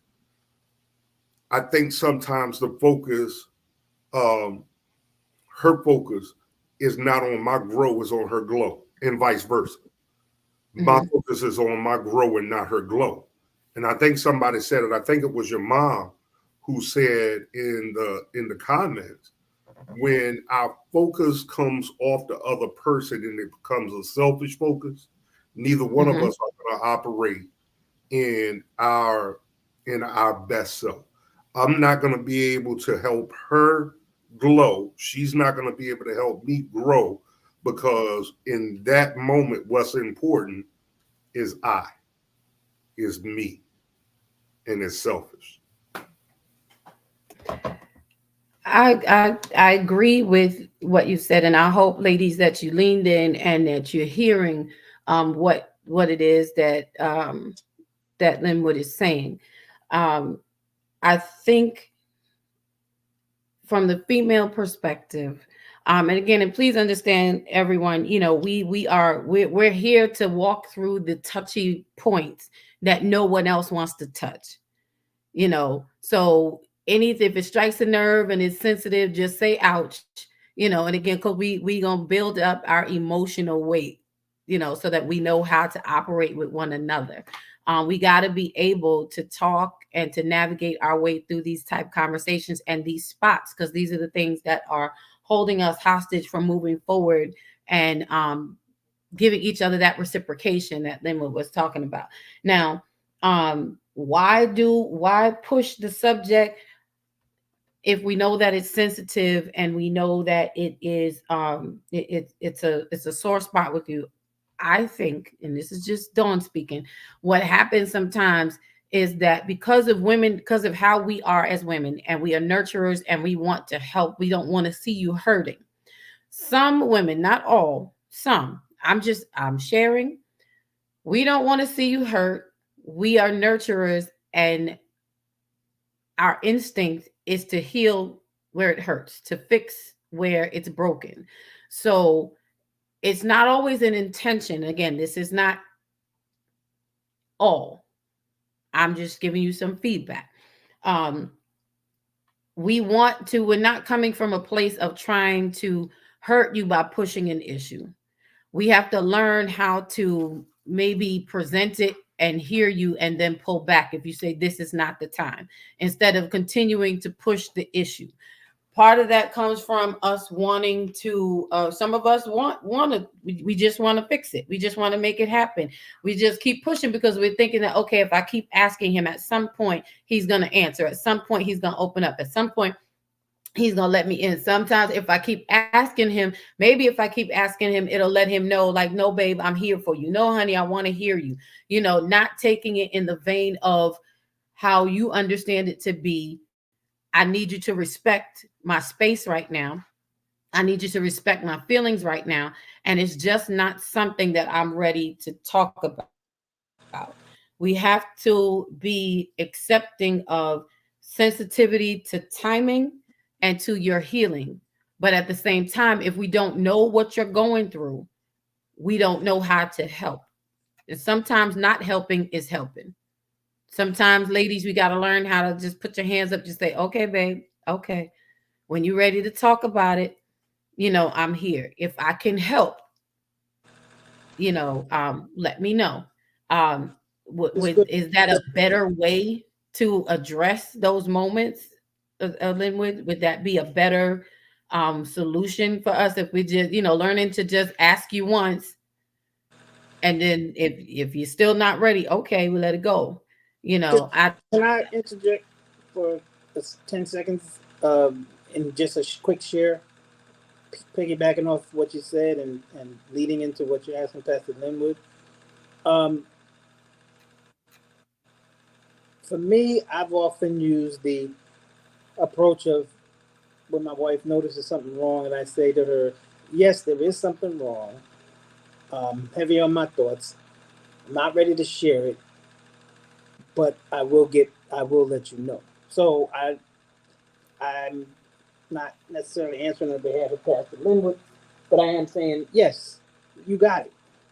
That's good. I addressed it to him because he put the statement. No, I understand. No, I'm just saying all of you are welcome I like the fact that you recognize that just now, and that our listeners are recognizing, what you said as well. And I'm kind of endorsing Pastor Linwood and you by saying, yeah, sometimes a phrase like I'm sharing that my wife and I use when it's something that is in our thoughts and the other can feel it, and that's a part of love too, right? When you can feel somebody else's moment or mood, and you just want to help, but you don't want to be a too aggressive or too assertive to what we might think that you're doing. You want to be able to say, hey, I'm here when you're ready to talk about it. So I like what you said. You're right. Lady Dawn, you addressed a question. I was in the middle of a ministry moment. I'm sorry. It's okay. Because I'm multitasking. I know you're doing double duty. You're doing what you do, boss. Yeah. So I caught the tail end. Okay. So what my response basically in a nutshell was, would it be more helpful for us as women? We have to learn how to be sensitive to the timing and the healing, as you said, about if we are pushing an issue that we know is sensitive with you, and you're not ready to talk about it. But we as women have our heart posture, some, not all, is to fix. We don't want to see you hurting. you know, we want to be able to come in and save the day, kind of just like just as the men do, you know. So we may push an issue, not intentionally being insensitive, but thinking that we're helping because we're like, if I ask him a few times, maybe he needs to be, you know, coaxed or convinced or, you know, into answering. So in those situations, if we at that point we ask you one time and knowing that it's a sensitive situation and you don't want to answer it, if at that point we have to learn how to, again, I said, just, you know, put your hands up and say, okay, babe, you know, when you're ready to talk about it, you know, I'll be here, and leave it alone instead of pushing the issue. Yeah, I'm going to make it quick because I see my brother, Pastor Chris, about to lose it. But you, to answer your question, we're not here to argue. We're here to no. Yeah, I want to answer your question though, because I'm just trying to say what would help. When you bring a good response for us to give you. When you bring it that way, what you're suggesting would be proper. Okay. Here's the caveat. The caveat is I think you're moving the goalpost a little bit from what I originally said, because it's not the persistence that is the bother. The fact that you can't accept the fact that I'm not where you are or you're not where I am in any particular subject matter is the issue for me, because you're my wife, because I'm your husband, does not mean that we're going to be in total agreement 100% of the time. It does not mean that we're going to see the same cup we're going to see the same cup and see it the same way. She may see it as a blue cup and I might see it as a black cup, and it has both colors in it. Can we agree that we see the cup different? Can we agree that we may not see finances the same? We might not see child rearing the same.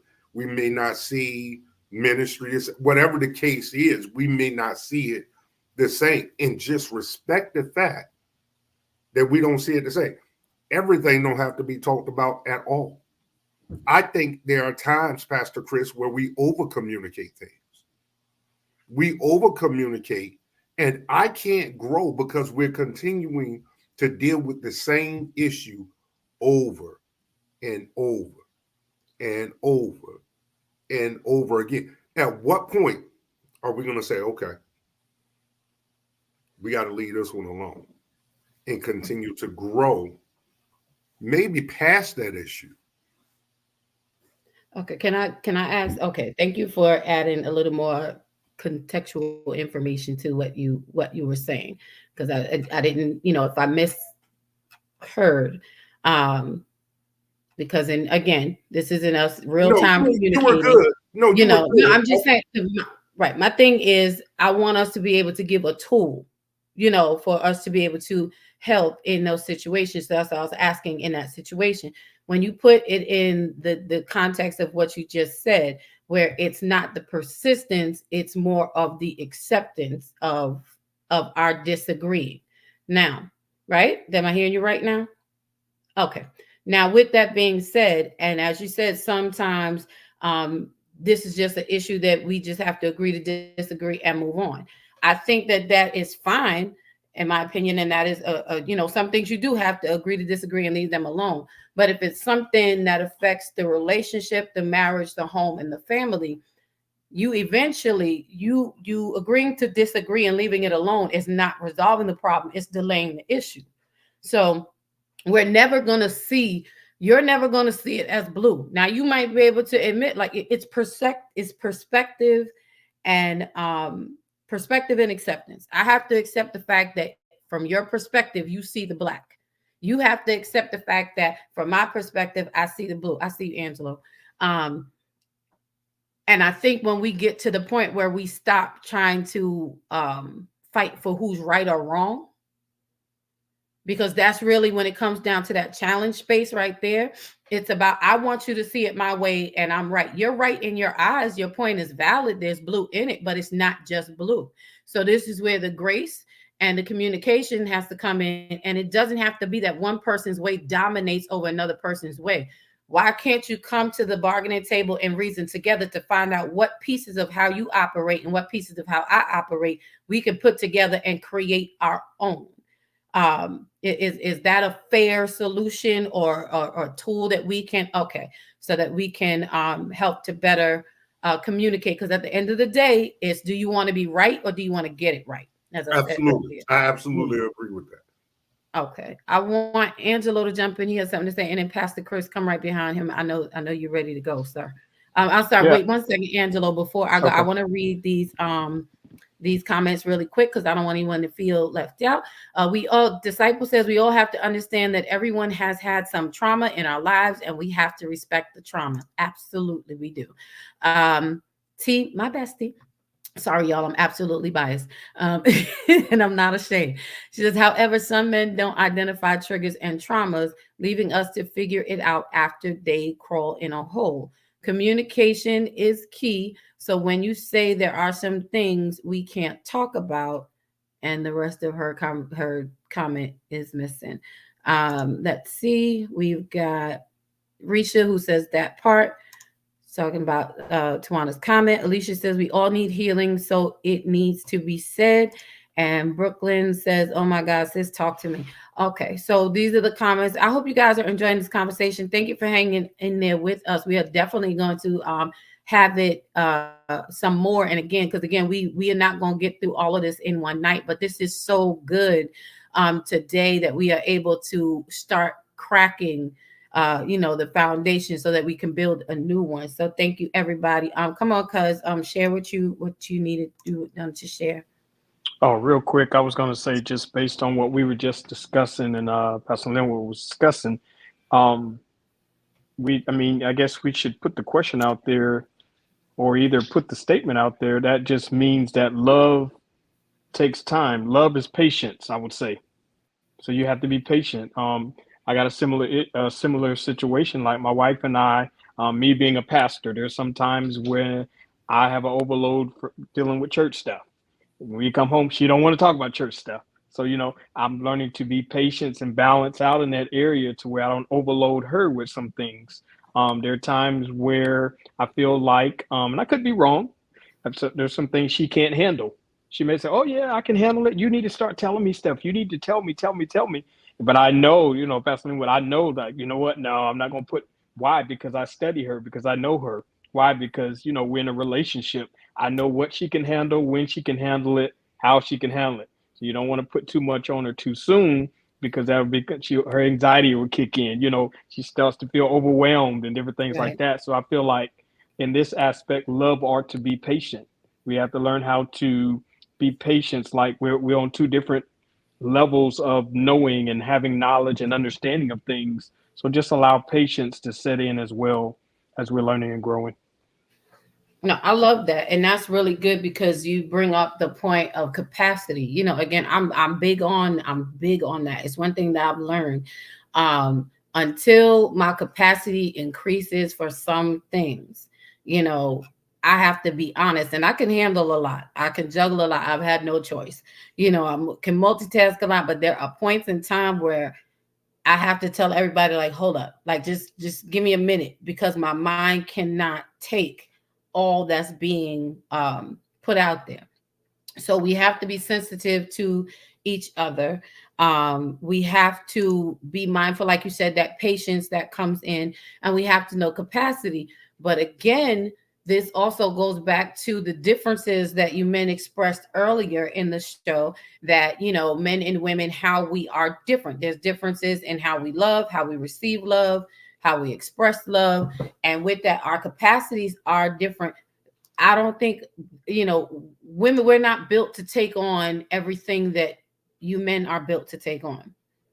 We have to learn how to, we have to learn how to rest back in our feminine energy.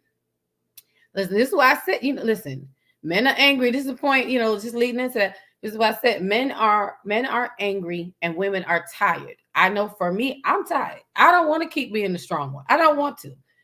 I want to come home, babe. I don't care where we go. I don't care what you want to eat. I don't care. Listen, tell me what you want to eat. I'll make it. Tell me where you want to go. I'll drive. Tell me what you need today, what you want tomorrow. I'll go get it. But I don't want to keep having to make decisions and leading, and and our capacities are different. Men, you might be able, you being the leaders or the heads, even in the ministry space as the pastors, the vision comes to you first. You see it in a fuller scope than we as women may ever see.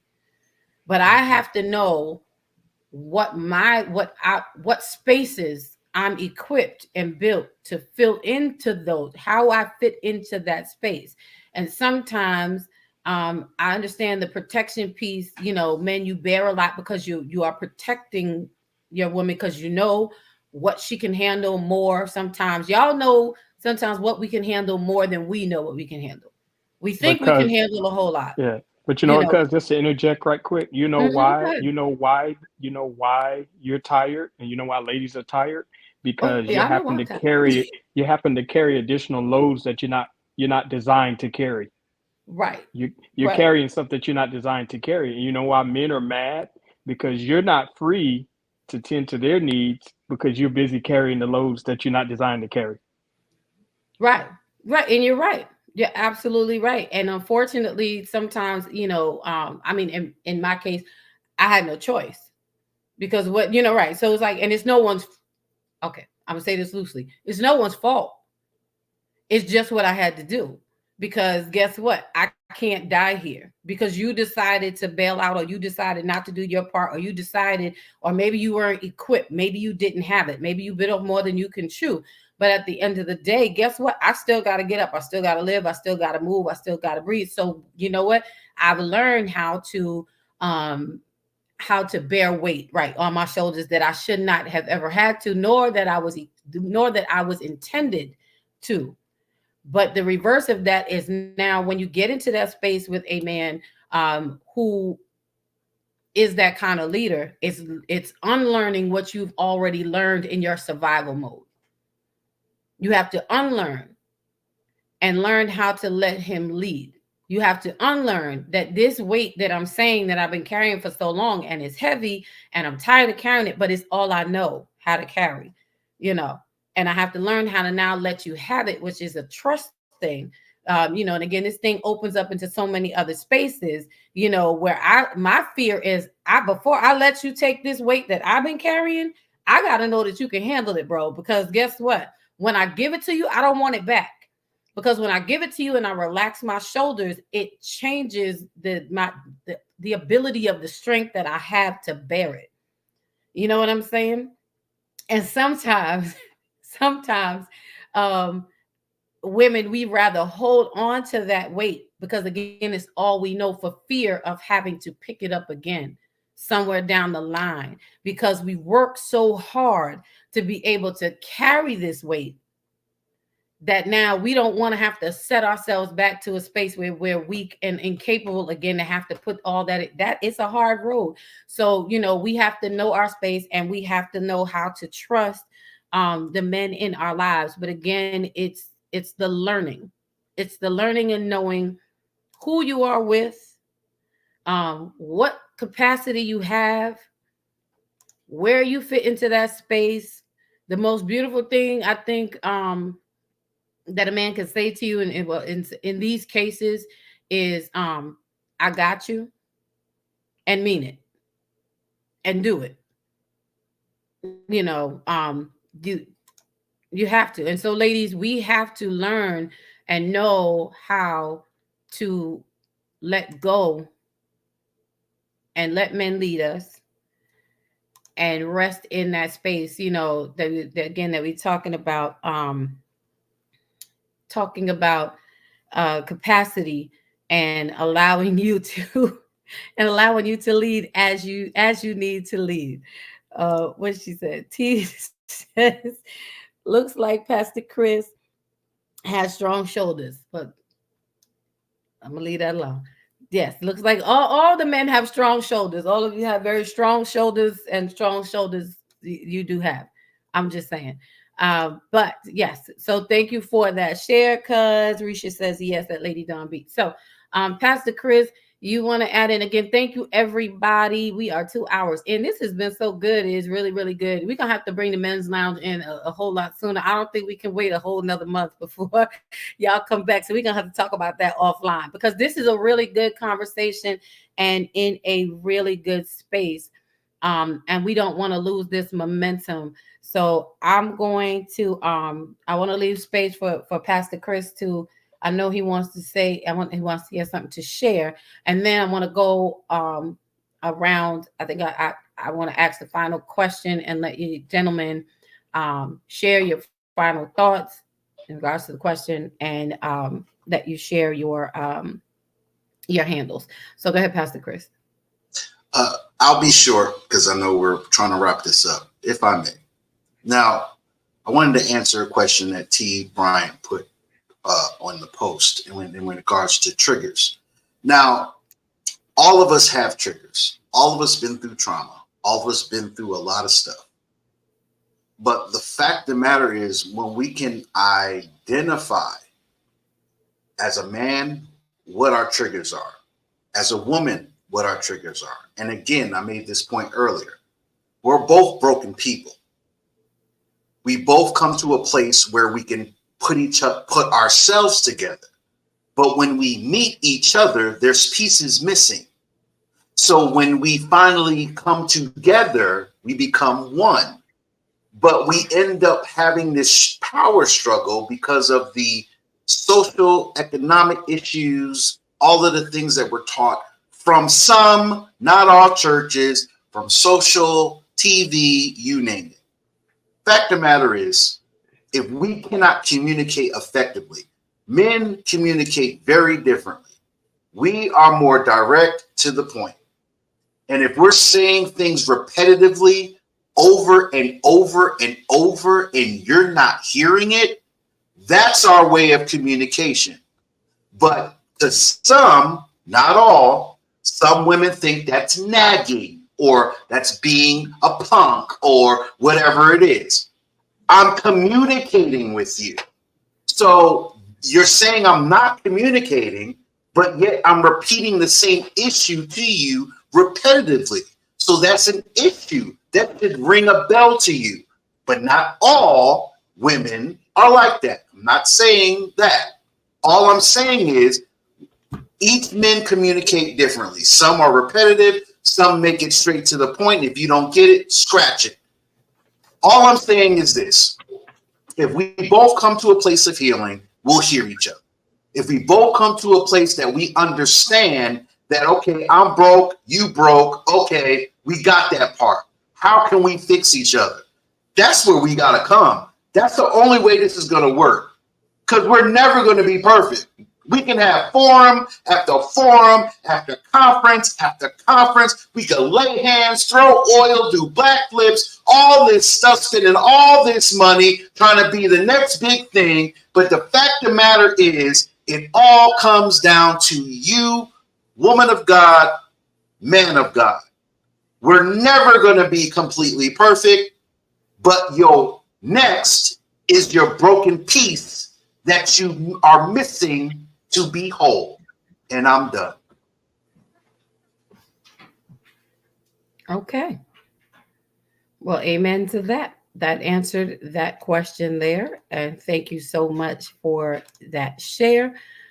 No, that was good. This has been really good on tonight. I hope that everyone is getting what they need out of this conversation. Again, this is the first, and we are going to continue to grow and build on it, because I think that it is important.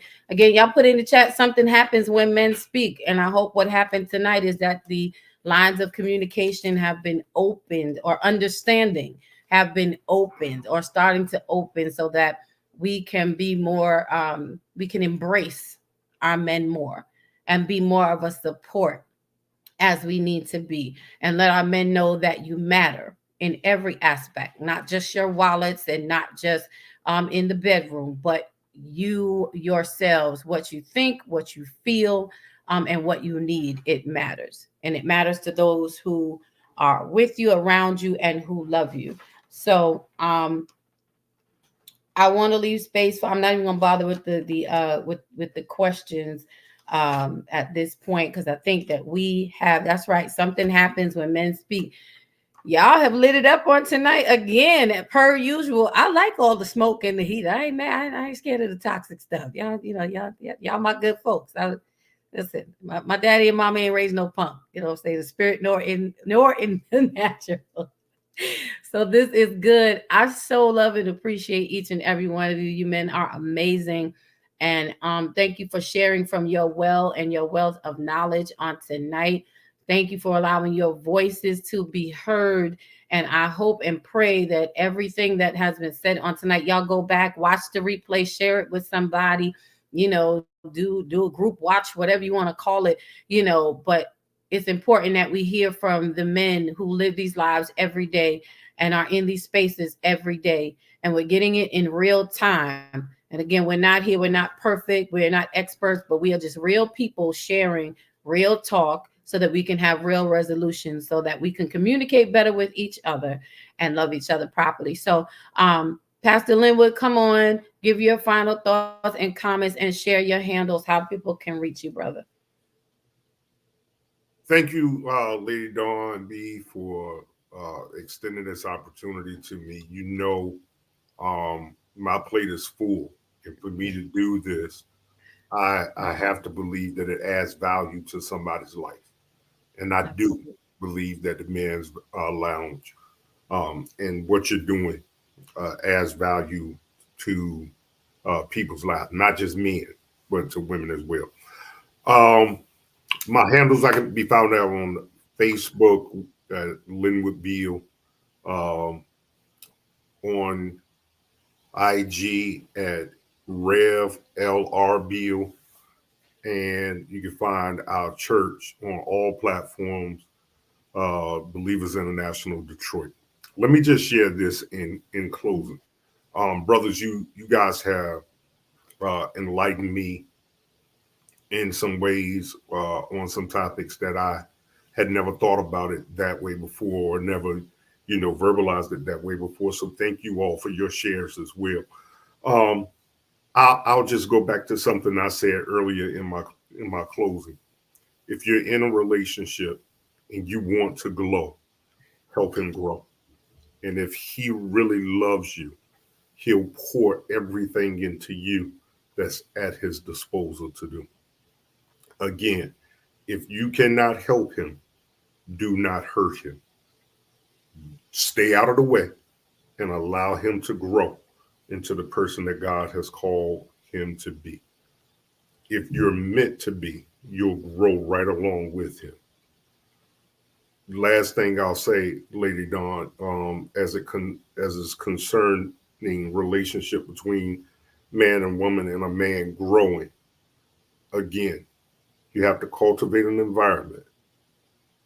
You have to cultivate an environment where growth can come to its full potential, because if you put a fish in a bowl that should be in an aquarium, he'll never become what he's supposed to be. He'll be limited by his environment.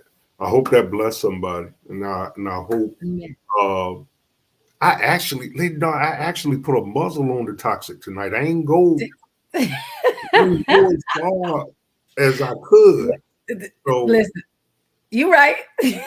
But you was distracted. You was distracted a little bit. You was multitasking. So that's why I think the ministry, God set it up. The ministering that you had to do was suppressing your toxicity.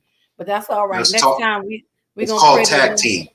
It's called tag team. I knew where he was going, so I just tagged in. I tagged myself in. Yeah, that's what.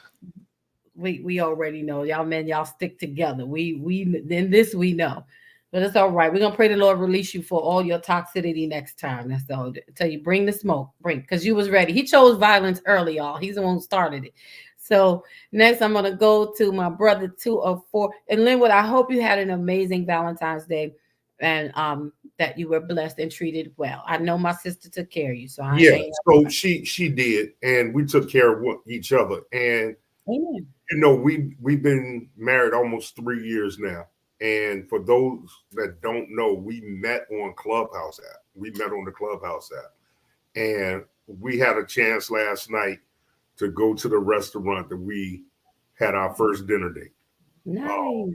Yeah, so it wasn't a 5-star restaurant or anything. It was just somewhere we were both comfortable, where we, it just brought us back to a place that we needed to be.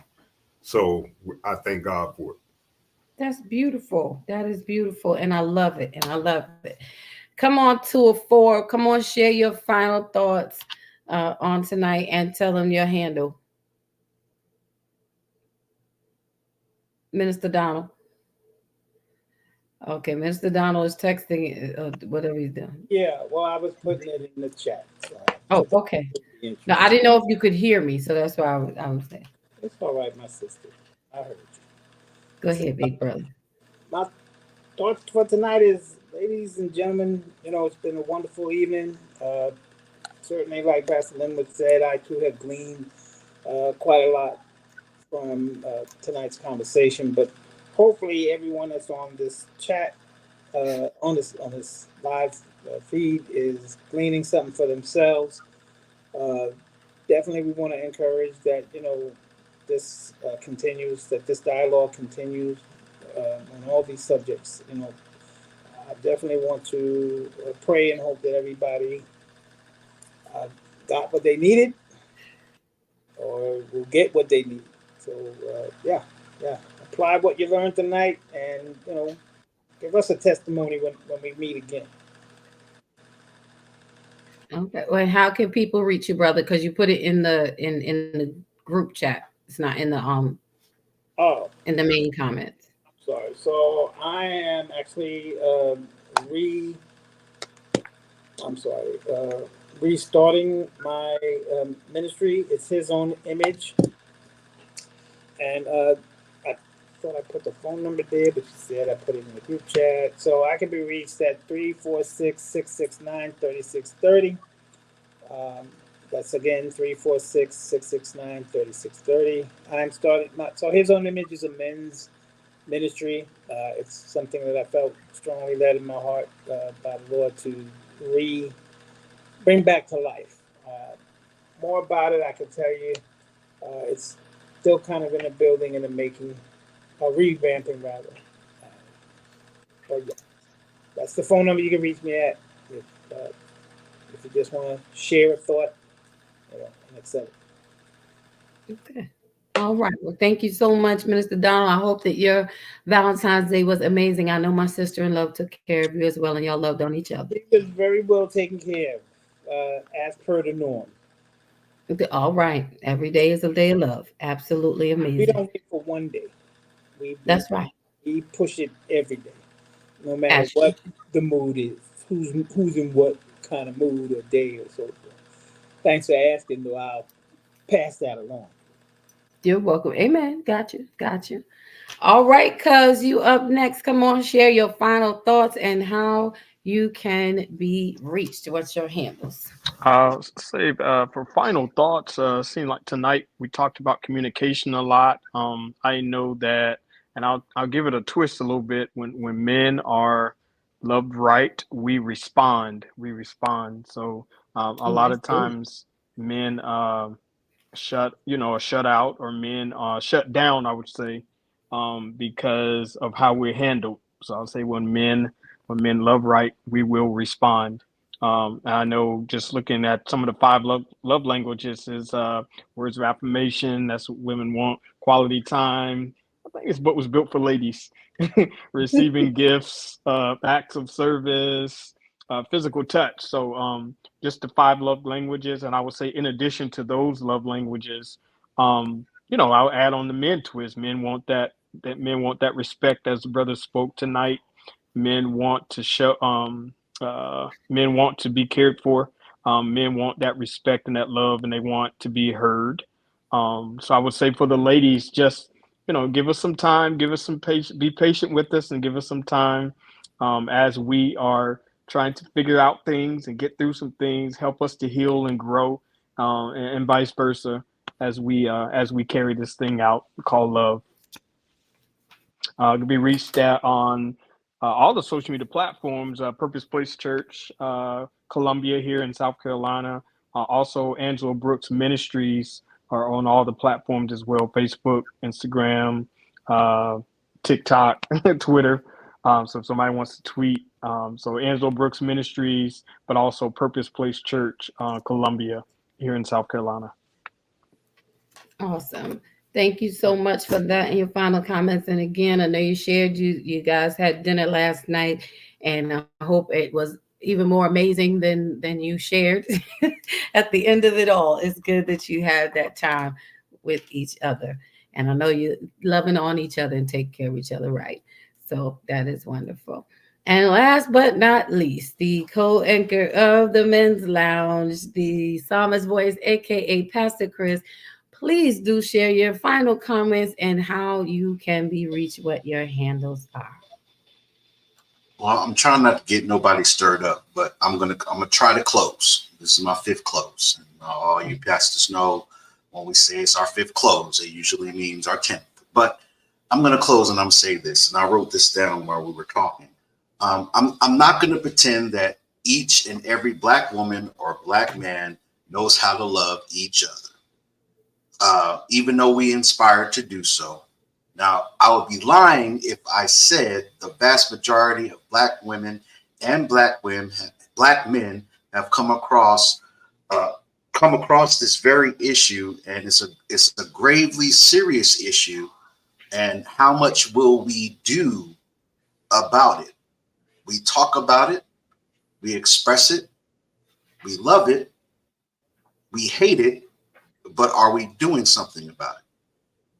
Now, the whole purpose of what we do is the fact that we need to bring clarity to what's dividing us as Black men and Black women. How can we become what we're supposed to be in these times? We need to be the example, not the 6 o'clock news feed. We need to be the powerhouse and not always be looked at or subjugated to something negative.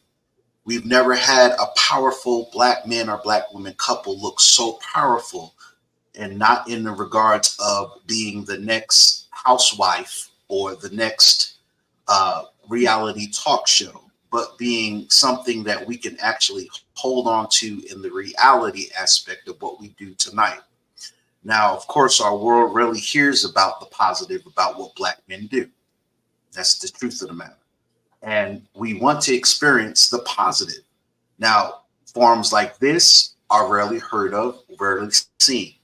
But I just pray that with all of our aggression or however you want to call it, that you leaned in tonight and you focused on what we were saying from the heart posture. We're not here to knock anybody. We're not here to make you feel some kind of way. You want to hear from a man's perspective. In order for us to change as men, in order for you to change as women, we have to be able to express ourselves in a way that we express as men. You have all the forums, you have all the conferences. We have forums like this that are rare, and we have to give flowers to Lady Dawn B in regards to something like this, because you don't see a lot of this. But when you do see forums like this, you're never going to see authenticity. We're not here to get your cash apps. We're not here to get your flowers. We're not here to make ourselves more popular. We're here to make a Black woman and a Black man finally hold their place in society.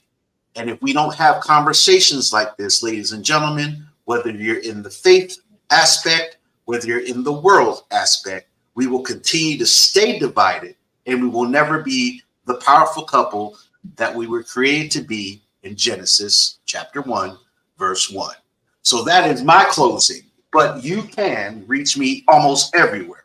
You can reach me on YouTube at the Psalmist Voice Radio Network. You can reach me on Facebook at Christopher Newton Sr.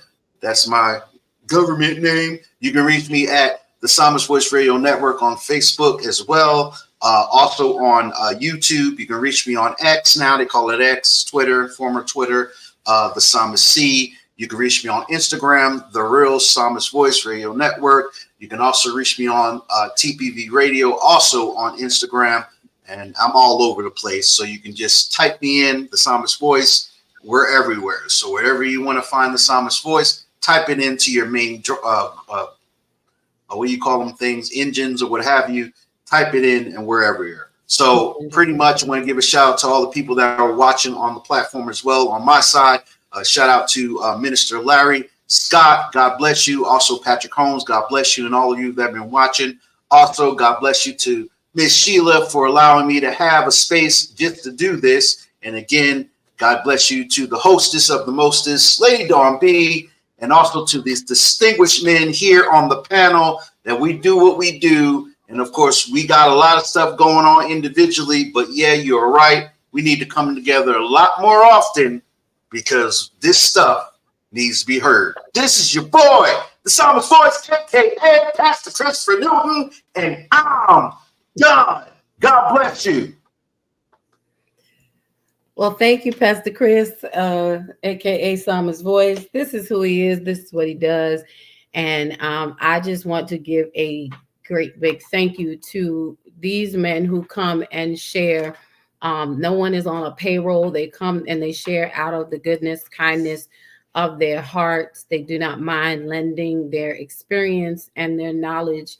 You know, these are precious nuggets and gems that I pray we are picking up, keeping, and walking out in our daily lives. So I appreciate each of you because you could be in so many places, but you choose to spend your time here. So thank you. Thank you, Pastor Linwood, Mr. Donald, Pastor Angelo, Pastor Chris. I absolutely love y'all. I could not do what I do without you. And I appreciate the personal spaces that you each occupy in my life. Each of these men has a voice and a respect and an honor in a special place in my heart. If it did not feel that way about them, they would not be here. I appreciate their lives. I know that there is value, and what they have to share is a blessing to someone, anyone, everyone. So whoever you resonate with, I pray that you have gotten all the nuggets that you need on tonight. So again, thank you for being a part of the Men's Lounge for this great topic, when loved right, men grow.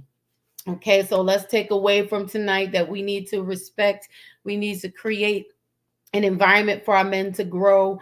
We need to first learn them. We need to accept them. We need to have patience. Grace is needed across the board. Let's see what else we got happening here. We need to make sure that we are creating intimacy that is outside of the bedroom. That is key. And that we are learning our men just as much as they are learning us. Add value. And Pastor Chris, I hope you had an amazing Valentine's Day as well. I hope each and every one of you have enjoyed this night. I want to invite you all back next week, next Thursday night at 7 p.m. We'll be right back here on Thursday night with Lady Dawn B, me, your girl. And we are continuing with this topic of when loved right. And next week, we're going to be talking about love, marriage, and ministry. And guess what? Bringing two power couples in that I know that I love, and I know that they have so much to share, which is my cousin Angelo and his great thing on his side. Maisha, she was here with us in the ladies' room. So they're going to come and be sharing, talking about love, marriage, and ministry. We're also going to be bringing in good dear friends of mine, Pastor and Lady Lindsay and Rhonda Jones. And we were hoping that our team Beal was be able to make it, but they have a prior engagement. But we're going to get them on and talk one of these days. Oh, no, you can be here. Oh, all right. Well, no, Team Bill is not going to be here. Right. Okay. Well, Team Bill ain't going to be here, but we're going to bring Team Bill back one of these days. And they're going to come and share about love, marriage, ministry, because I think it is so important while we are continuing this topic of when loved right, because it takes a lot of love to partner with each other in marriage and even more love to partner in ministry. Women, you think you want to be a first lady. Baby girl, I promise you, if you're not built for it, listen, continue to be just a regular member, because who you are coming home with is not the pastor, not the preacher in the pulpit, not the bishop. The man is who's coming home with you. So don't get Google-eyed over the anointing that is on him, because when you get home, you're going to need some anointment to deal with him. So I'm just saying, listen, help yourself to help yourself, ladies. I'm just saying. So we're going to talk about that, and we're going to talk about men, you know, what it takes for you. Listen, we keep it plain. We keep it real here. But the men also, you know, when you are pastoring and you are in ministry leadership positions, you know, not every pretty thing that walks by may look good on your arm, but she may not be great for your soul. So we want to talk about that journey of love, marriage, and ministry. So thank you guys. And then on the 29th, we are ending this month of love with an open mic poetry night. So come on with your spoken word pieces, your poetic poems, and come and share. Let's talk about love. I'm going to be sharing some pieces from my book that's out, Soul Poetry Matters of the Heart, and some other pieces that I have recently written. We're going to talk about love. We're going to make it good. If you want to participate, hit me up. I'm your girl, Lady Dawn B. Thank you for allowing me to share with you on tonight. Thank you for your time. Listen, go with God, go in grace, be encouraged, and have an amazing night. Guys, hold on one second, and we are out. Good night, everybody.